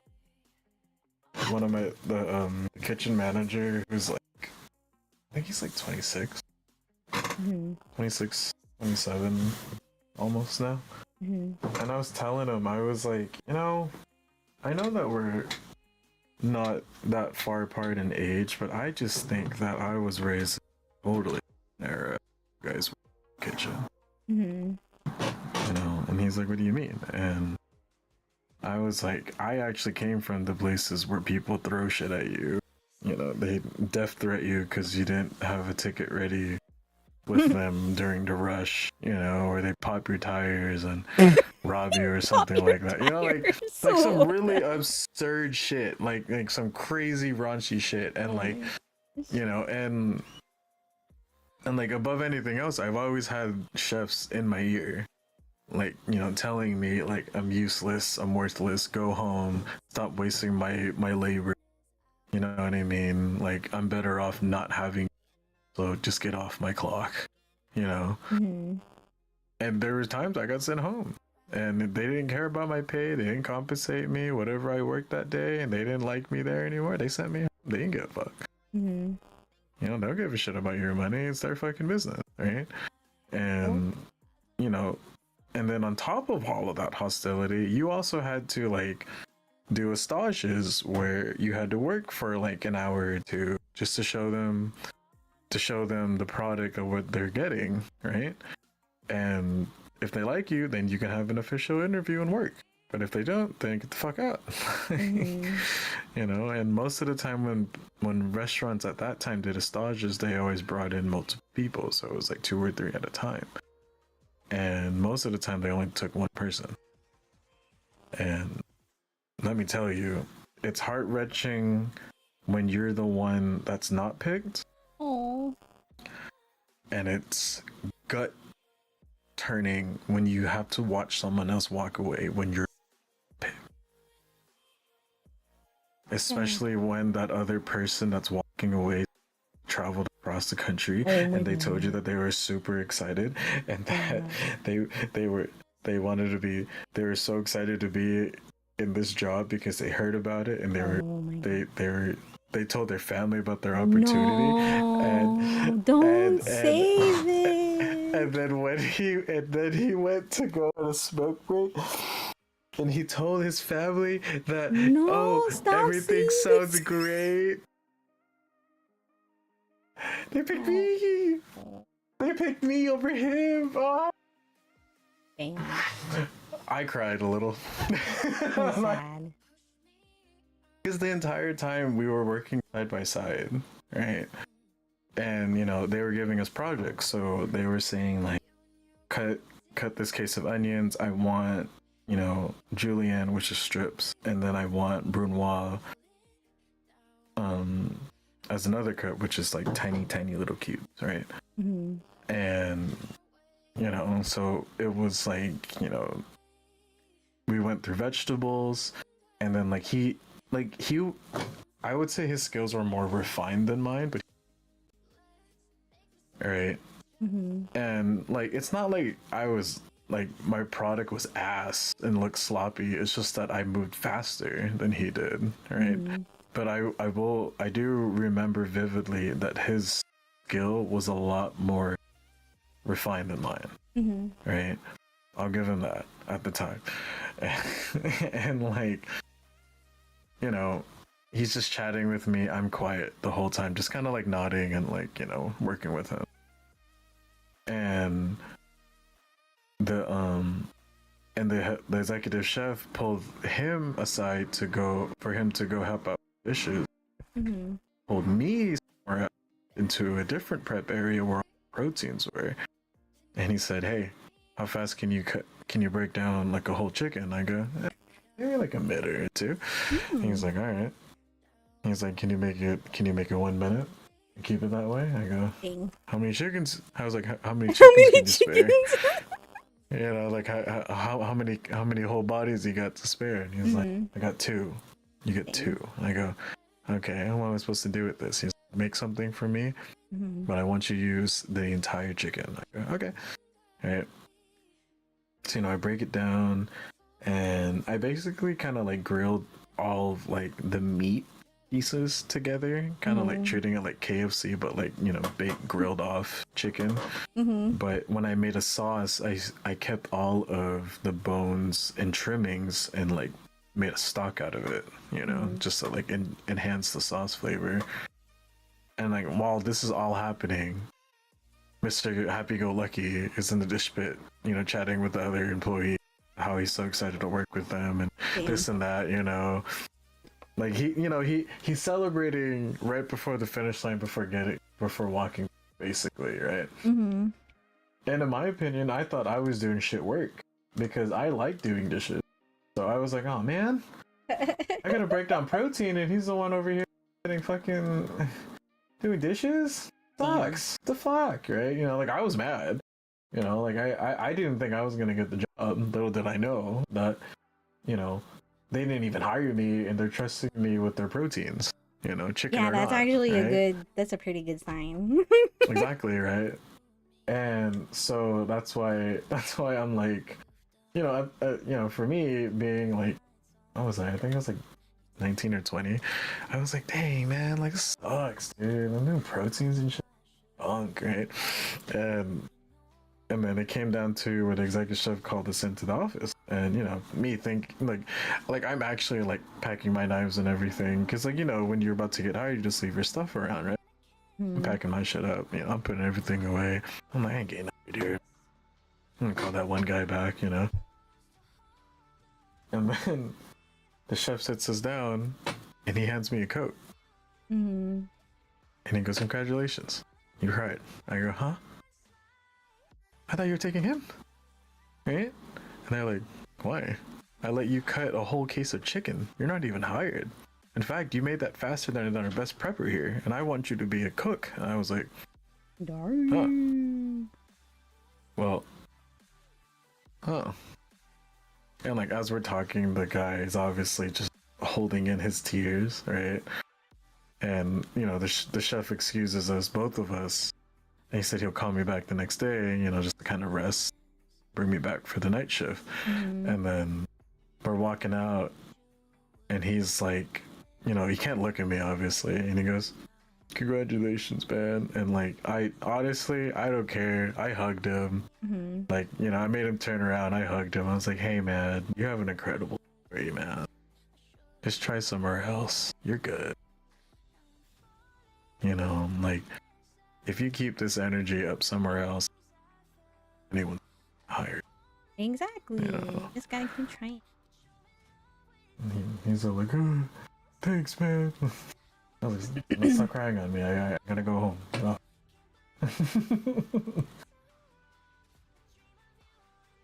Yeah, so like, and so just to kind of like keep what I was talking about going is like, people not culinarians nowadays,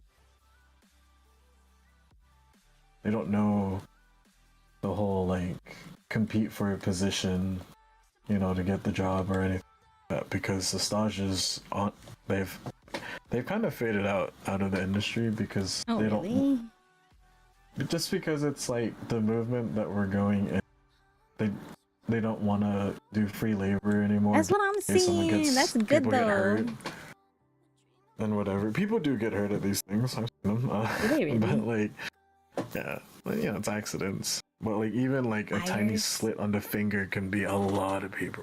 You know Are what I you mean? for real? Like a paper cut can be a fuck ton of paperwork, you know? So it's like, I mean, you have no information, you know? So it's like, they get hurt, they're fuck. so, so basically, to prevent a lot of places getting shut down because of that, they're saying just don't do this anymore. See, It's frowned okay, upon, let's just not practice. that leads me to a really good like freaking rant that I'm about to do. How long have we been streaming? Okay, it's good. It's almost 2 hours. Oh. Almost 2 hours. But like, so wait, what is it called in the kitchen thingy? What did you call it? Stage. I bet that's French, huh? It's like all fancy. Yeah, it definitely is. Okay, so like, anyways, so I looked this up, and social work is literally kind of works the same way. Where, so like, you know how when you said you went to college, and you went to community college, but you had a lab class, and it was like hands-on work and stuff. Well, social work is kind of the same thing when you're going for the graduate degree, at least.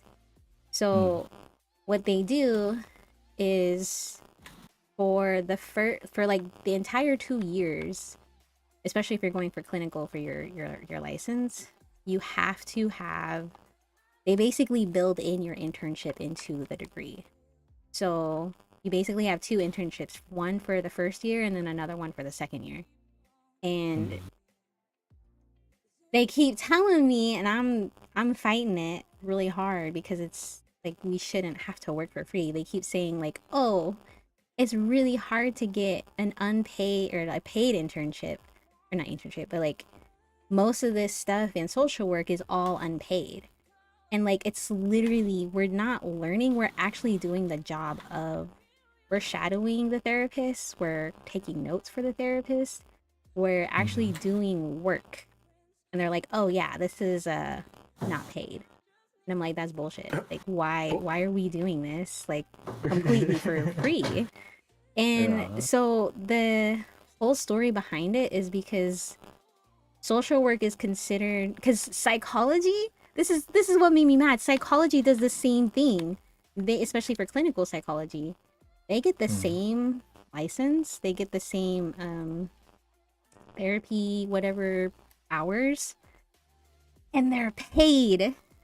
And I'm like, okay, so what is the difference here? Psychology is literally backed by the federal government under billing, so medical billing. So clinical psychologists are usually looked for as the billers for every time you go in for like a mental illness like depression or anxiety, especially oh crap, the psychiatrists usually, but that's different, that's a medical degree, but they usually like they go for like the prescriptions and stuff.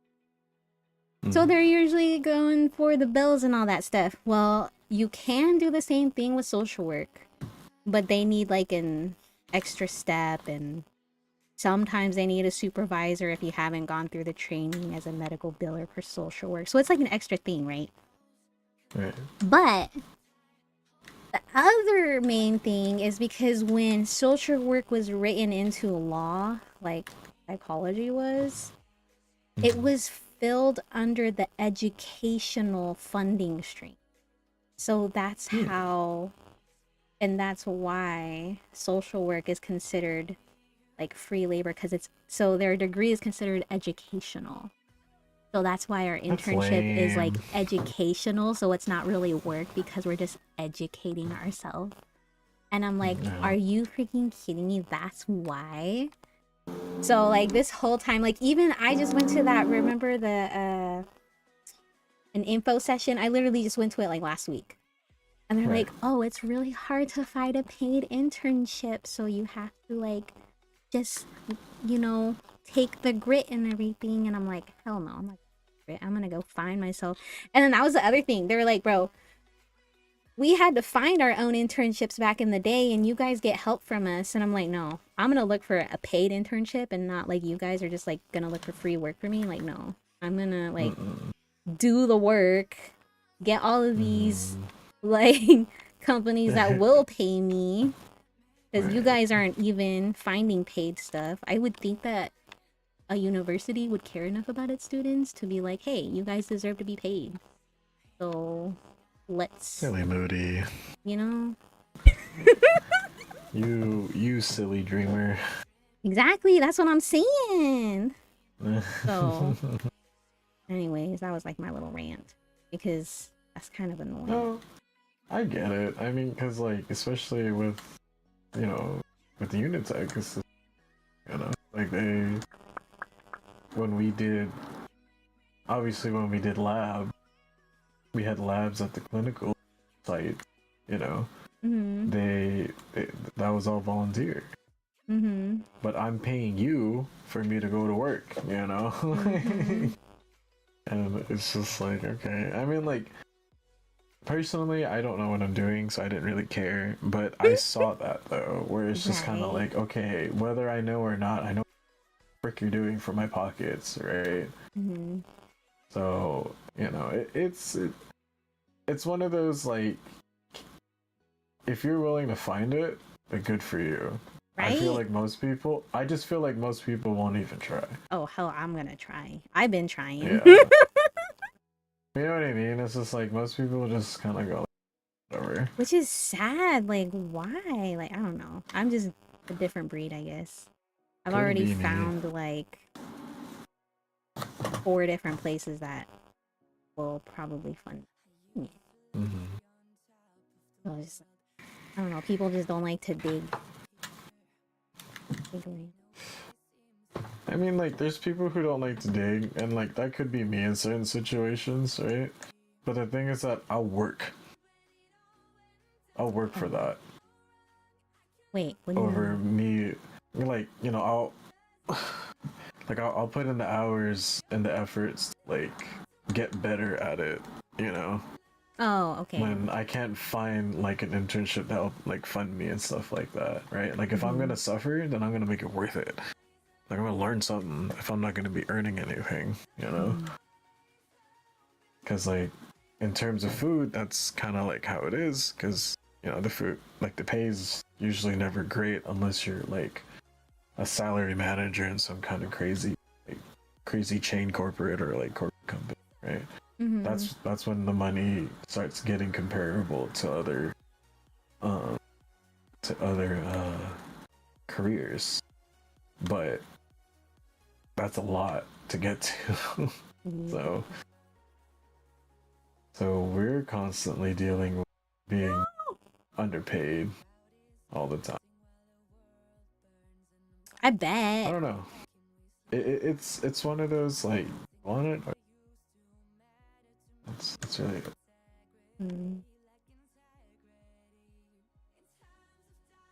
And that's another thing too, if we're talking about like pay and stuff. My friend told me that it's actually kind of better to jump between jobs, but at least within the same like field, at least. But right. if you go through different companies, you can leverage your pay because new hires will always make more than the people who have been working at that same. It's She, unfortunate. I know, she literally worked at one company, let's say company A. She started out at like, I don't know, let's say 19. And she goes to company B, they pay her 21. She's like, oh, okay, that's a pretty good jump. She goes back to company A and they pay her like almost double, like 31 for the same job. Hey, And I'm like, yeah. what the hell? It was literally the same job, but she got paid more because she got more That's tight. experience. Get your And shit clean. I was like, okay, that's cool to Okay, clean. good to cool to know. I mean, that's like, I can kind of relate because just because, like, my previous job, I was executive super, right? Mm-hmm. And, you know, that's a really big responsibility role. But I was getting paid $2 less than what I'm getting paid now. after what I explained to you what I do. Like, I'd rather stay here. It's not even like, cause like even if it was about money, it wouldn't have been about money for me. It would have just been about the job. You know, like if I really cared about money, then I'll actually try and go for an actual manager position or take on more responsibility, to get paid more, right? But I don't have to. I can just honestly be labeled as a cook. Things.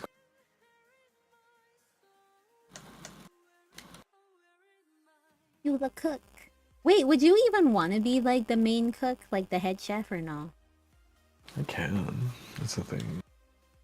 You just don't want to. Like, nah. I know that I can lead a staff through a shift.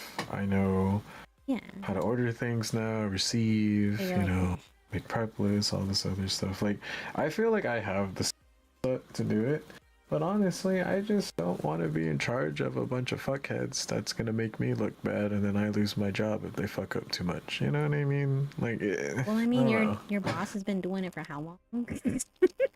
No, you know what I mean? But you see what I mean? But you see what I mean, right? Like, it's one of those, like,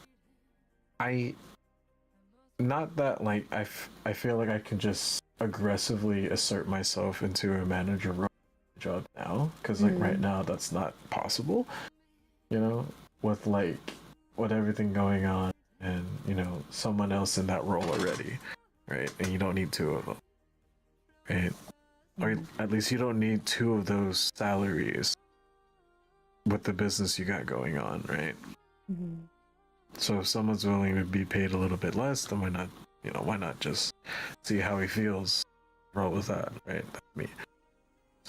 So, and I mean, honestly, I'm fine with it, because like I said, when things do like start getting like intense, or I have to use my manager code for POS system, or it's super busy and I'm controlling the flow of how food's being sent out and stuff like that, right? Like, they pay me enough.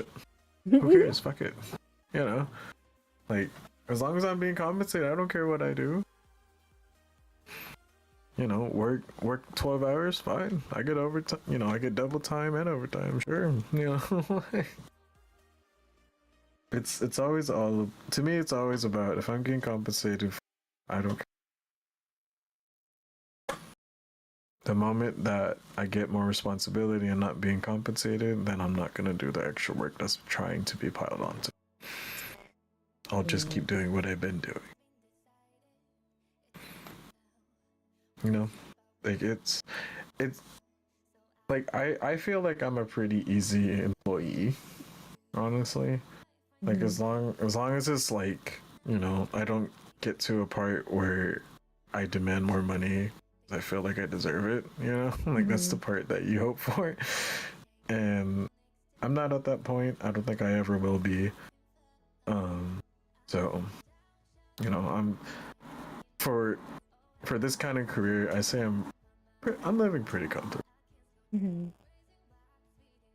Like, I could be making more money elsewhere. That means I have to lead people. It's like, But I mean, you already lead it though. You've already, Yeah, like I know, and I don't know. It's just right now I just don't want to, because like, if I'm gonna be going into school and everything, right? And I'm not even gonna be working. Why am I gonna try and go into a leadership role when I'm not even gonna be around to fully, work it? I would think the opposite way. I'd be like, hey, I got nothing to lose. I might as well go down, like burn it. Like, I'm not gonna be in the kitchen for much longer. I'm just gonna wing it and like crash. I don't care anymore. I personally respect my friend to do that, but yes, you're right. And you're right. I could. Anyone could do that. And be like, oh hey, by the way, you're like YOLO. Bye. Not even put my 2-week notice in. Bye. Anyone could do that. Be a complete, utter piece of shit and burn so many No. bridges, but like I can't be. I like keeping my connection no matter what career. It's plus I was raised better too, bro.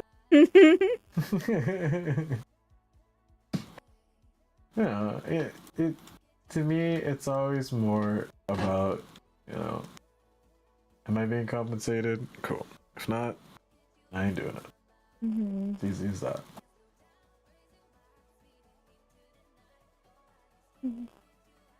Because too many people are like too like what's the word? Too quick to say yes to things. In my opinion. Like, are you talking about like they just settle? Yeah. Oh. Or like they're like the yes man of the group, or the kitchen of like, oh, can you do this? Yeah, sure. Get about an or station and then look like they don't know what they're doing, I don't know. I think I know what you mean. Like they're kind of clueless, but they just say yes to it. Yeah. That's like kind of everything. that sounds like me. But that's only when I'm in like a job role that I'm not like familiar with, because I'm just like, okay, I'll try to do it, but I don't know what I'm doing. So I'll just say yeah. Or here to help. I'm here to help. Right. Just tell me what to do and I'll do it.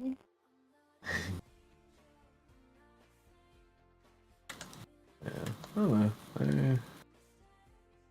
But it's just hard because like sometimes in jobs I realize like some people kind of like I'd be like, oh hey, can you check this out? Like this look good. Trying to get my opinion like that. And I'll be honest, I'm a hard cookie. Like You're I'm not a the really soft hard. and chewy cookie. Yeah, like I'm just not. It's hard to impress me because I don't even impress myself times when I do things, and when other people react, or like when I send you things, you're like, good, right? But like you've seen the text where I'm like, yeah, but like I guess I could have done this and this and better, right? Like I always critique myself even though things look good, and that applies to other people. Because like this one older coworker in the past would always be like, hey man, try this out, hey man, check this out, chef, oh, can you taste this and that, right?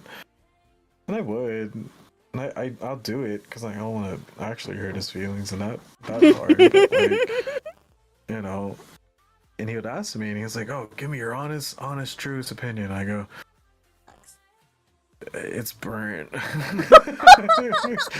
And he's like, what? But I got the color down. Oh, you got the color down, but you scorched the shit out of your flour, chef. And he's like,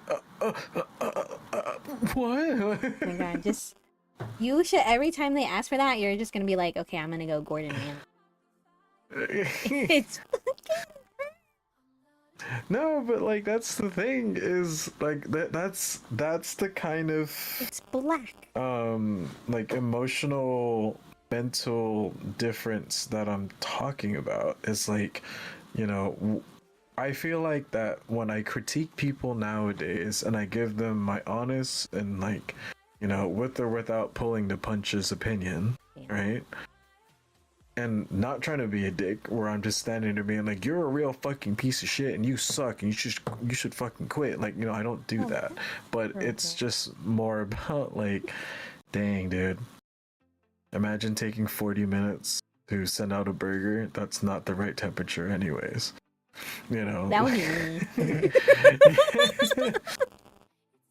But you see what I mean, right? Or like so on and so forth. And it's like, I'm all about being a team player and equality and learning how to work with people's weaknesses and strengths, right? And that's, you know, that's how it is. I used to play basketball, and then I even became a coach, so I understand team play, right?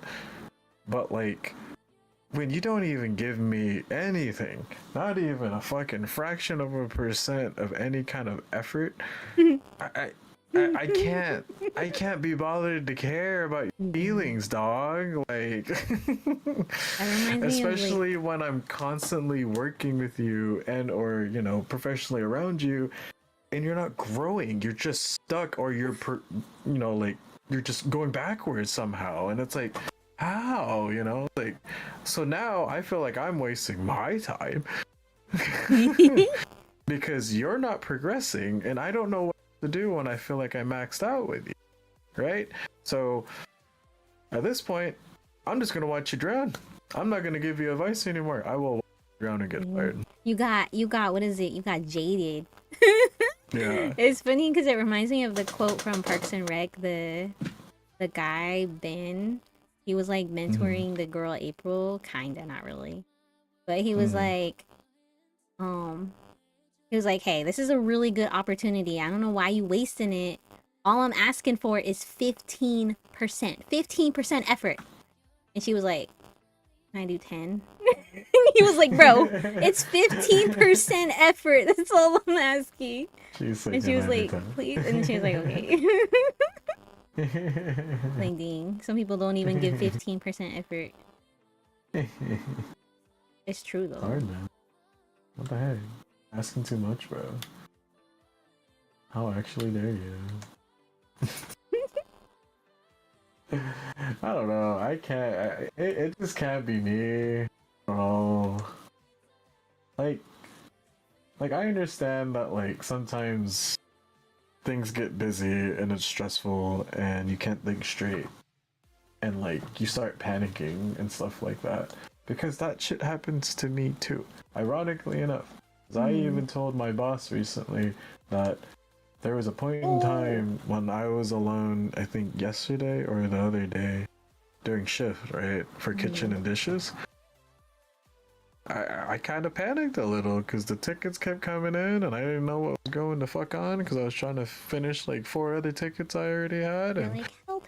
you know, this shit. Yeah, exactly. Like, yeah, that's the night when I called for help because I was like, I can't, you know, like I can't. But what's funny is that when I call for help, it's like a legitimate 20 whatever. And then there's been people in the past, they just need a salad and they only have 1 burger. You know? Damn. And it's like, hey, yo, huh? What you need help with turning on the stove? Right? Hey man, why you fucking with me, huh?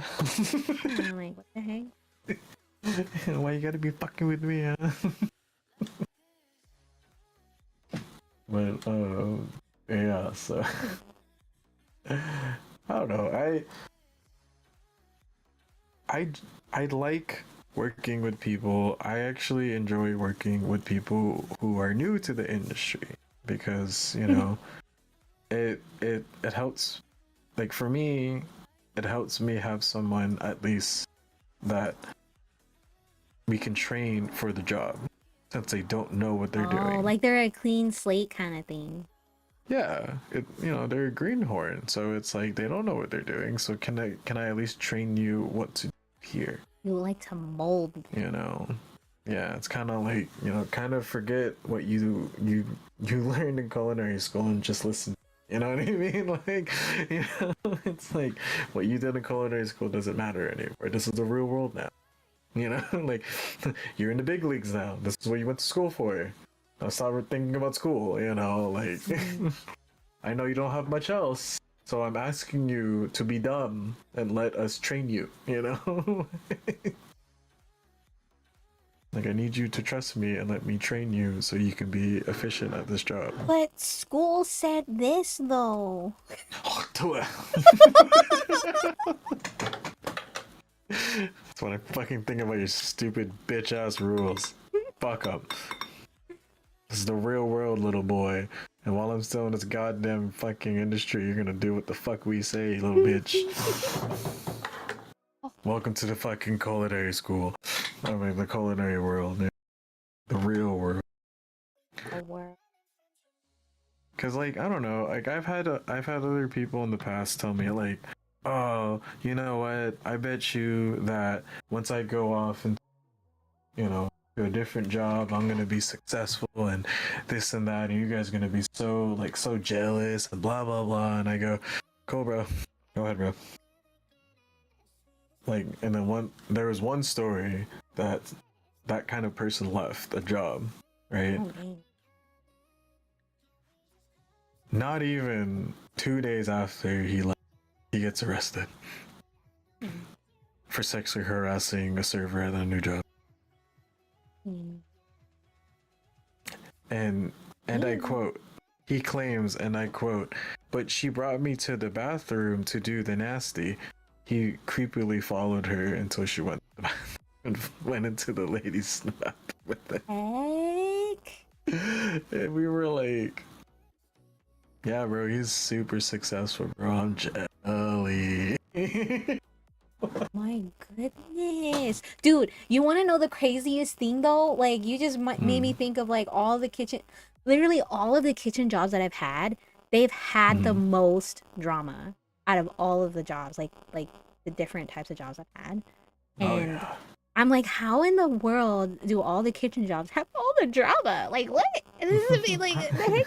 The only time, like, the only industry it comes close to is the college, like university, because like I feel like university has the same like drama level of high school, but it's like, dang, these kitchen jobs, man, they can get it's so much drama and it's so toxic, like so fast, and I'm like, what the heck?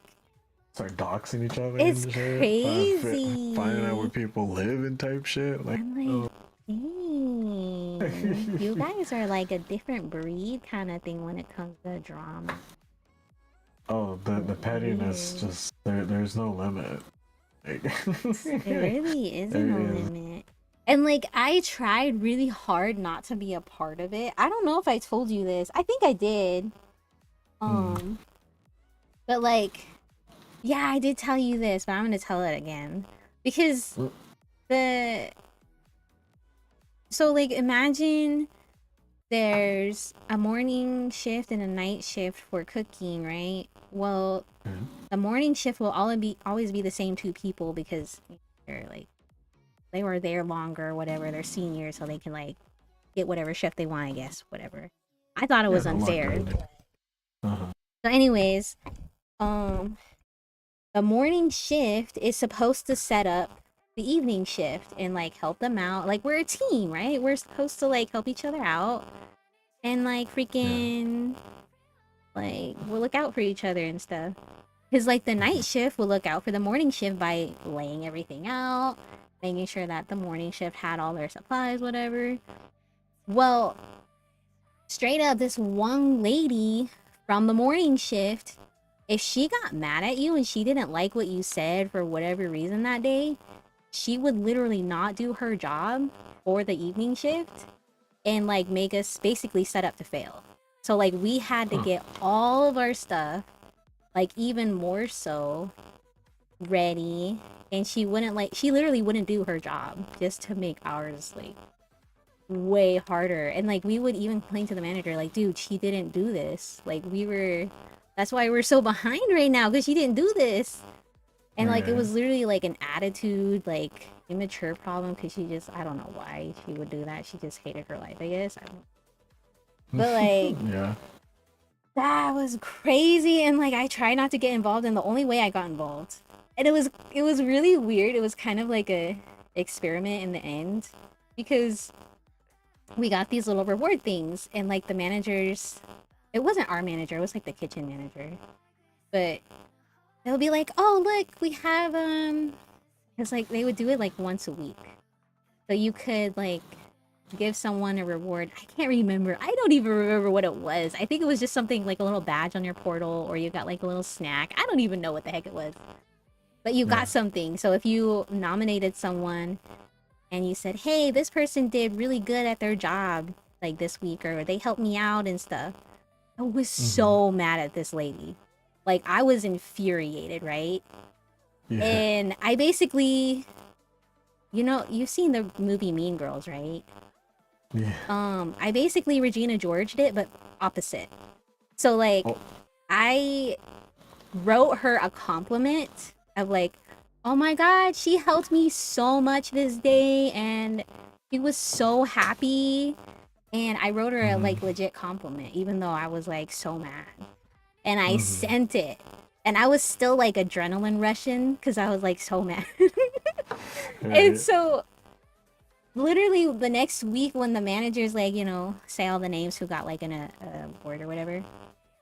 Bro, that day she was so nice to me. It was insane. I was like, bro, what? I didn't even like it. really Yeah. I didn't You're like, I even don't really like mean it. it. And it was like super weird and I was like, oh dang, okay. I guess I can just say nice things but it only lasted a day.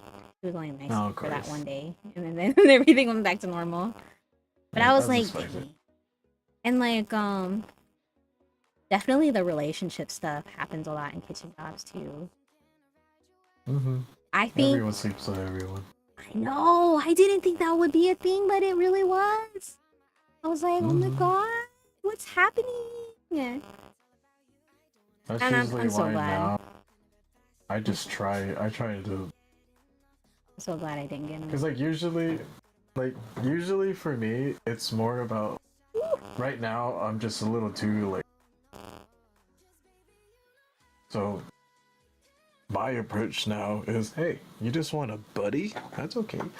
Buddy. I'm down to be a buddy, I just don't want to. And if you're okay with that, that's great. If not, at least at least I told you I'm not going to be committed right now, like. I did take some advice from others, kind of like brought that, because they're like, yeah, you've been don't care, like they're like, well, when you do, you just want to have fun, make sure that the other person knows you're having fun. I was like, oh, Right. okay. Be like, I thought you were the one. What the heck? What the heck you doing? You were the one. I was gonna do a punch, but still too much. It's too much. Too much. Kitchen punchlines, too much. Oh, okay. No, I mean we're honestly a generally wholesome lot.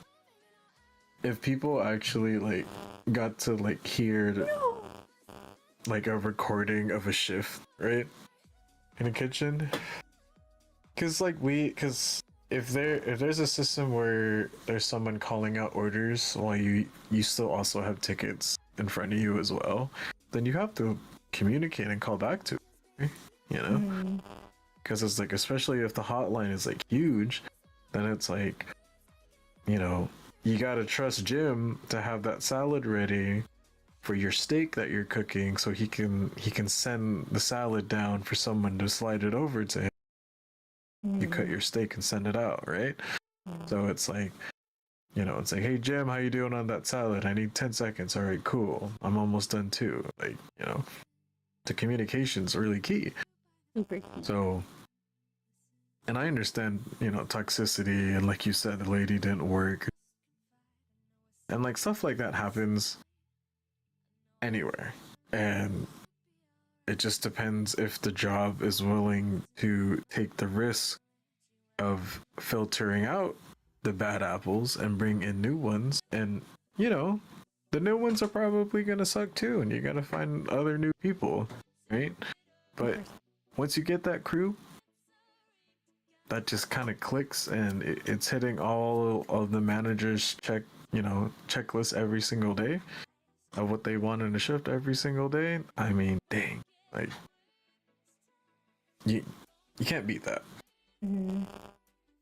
Once everyone starts clicking and actually works as a whole unit in one goal, no toxicity, just pure professional. I feel like I'm pretty close to that at my job. That's good then. Pretty close.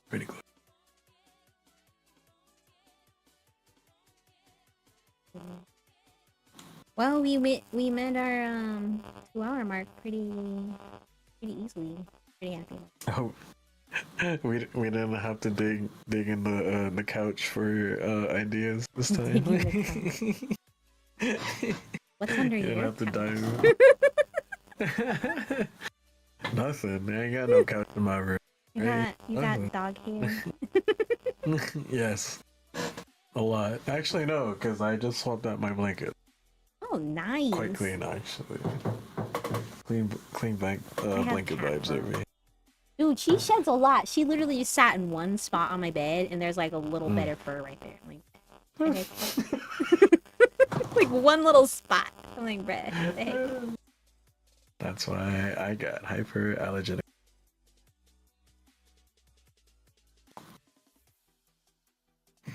Aren't there cat breeds that are hyperallergenic too? I mean, there's like hairless cats. Oh.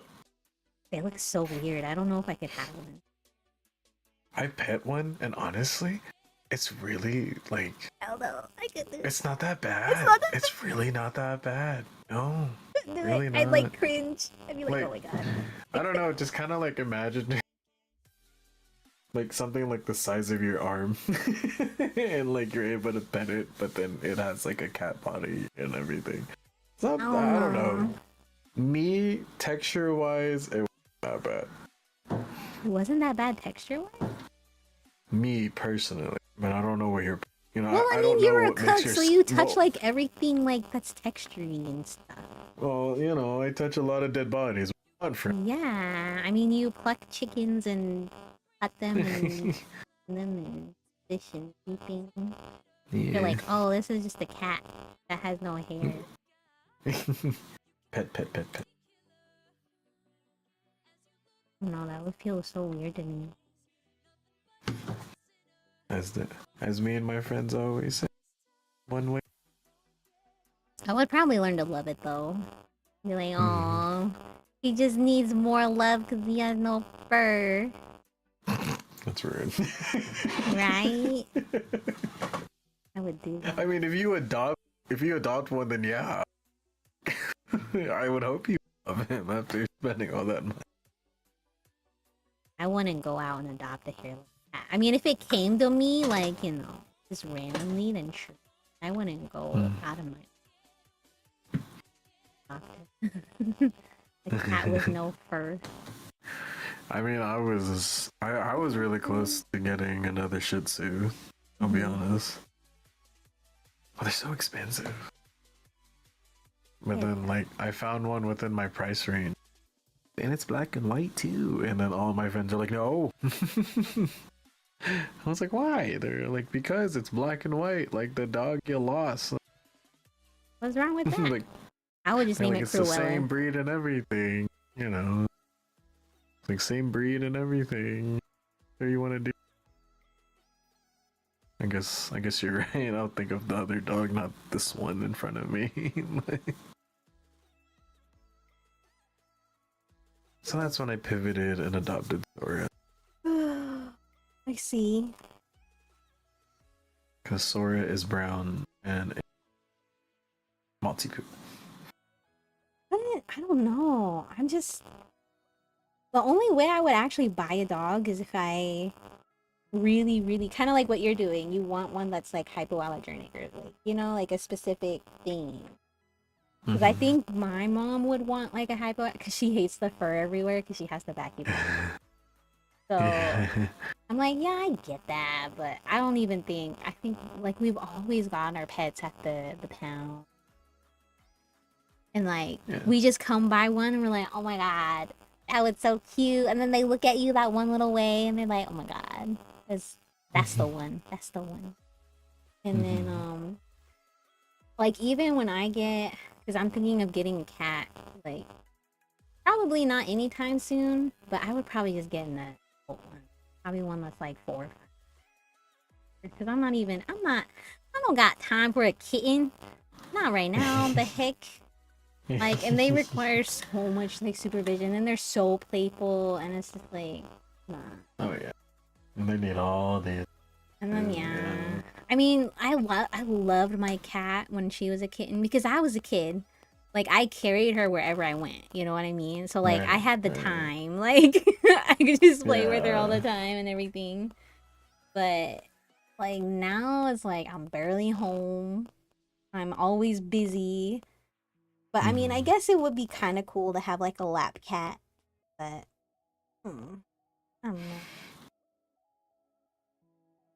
And then having like, because since my mom's dog passed away, or like we had to put him down, like she wants another like, well, she's kind of torn because she wants a super smart dog like he was, because he was a German Shepherd mix. So I think it was like German Shepherd and like was it like I think it's the cattle dogs, like Australian cattle dogs. They're like the short haired. Okay, yeah. So because he had like really short, coarse hair. I don't know how to explain it, but it felt like really coarse, like thick. It wasn't like German Shepherd or anything.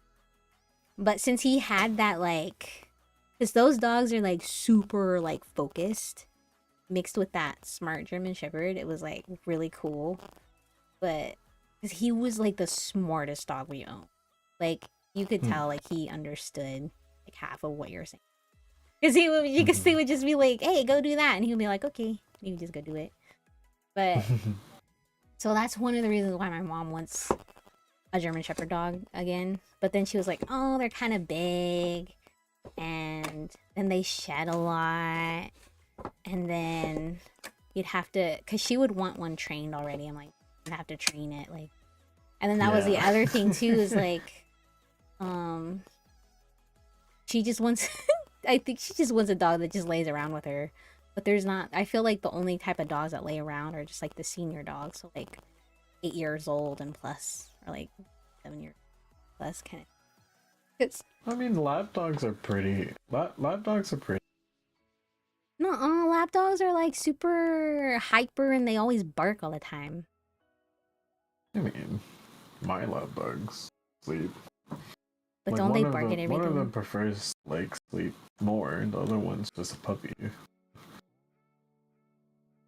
But isn't the other one older? Yeah, she's 3. Oh, not that one. That's still young, you know. Yeah, so that's why I'm like, eh. Yeah, you would. I think my mom would want like, if she didn't get a German Shepherd, she would probably get like a medium dog, like so like but like the ones that you're talking about, like the hypoallergenic dogs, or like a medium size, something that's not like super tiny, but that's like not super big, like large. Right.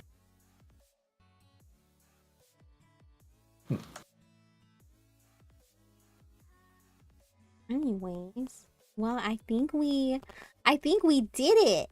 I think we did our thing. We went over 20 minutes. That's pretty good. I think we had a really good conversation going. Nice. Right. If that's the case, then I'm gonna end everything. That was a good foodie and moody session. That was probably one of the better ones, or best ones. I don't even know what got us into the flow, really. No. Like, I kind of like the way I saw it all, like, because you saw how I just kind of ignored my topics and stuff like that. Oh, okay, never mind. Sorry. I thought you started cutting out and again. I was like, what the heck? No, a video started playing. Yeah, no. I kind of just started freelancing it a little because I was like, you know what? I got something to talk about. Yeah. Look here, chat. I'm pissed off about.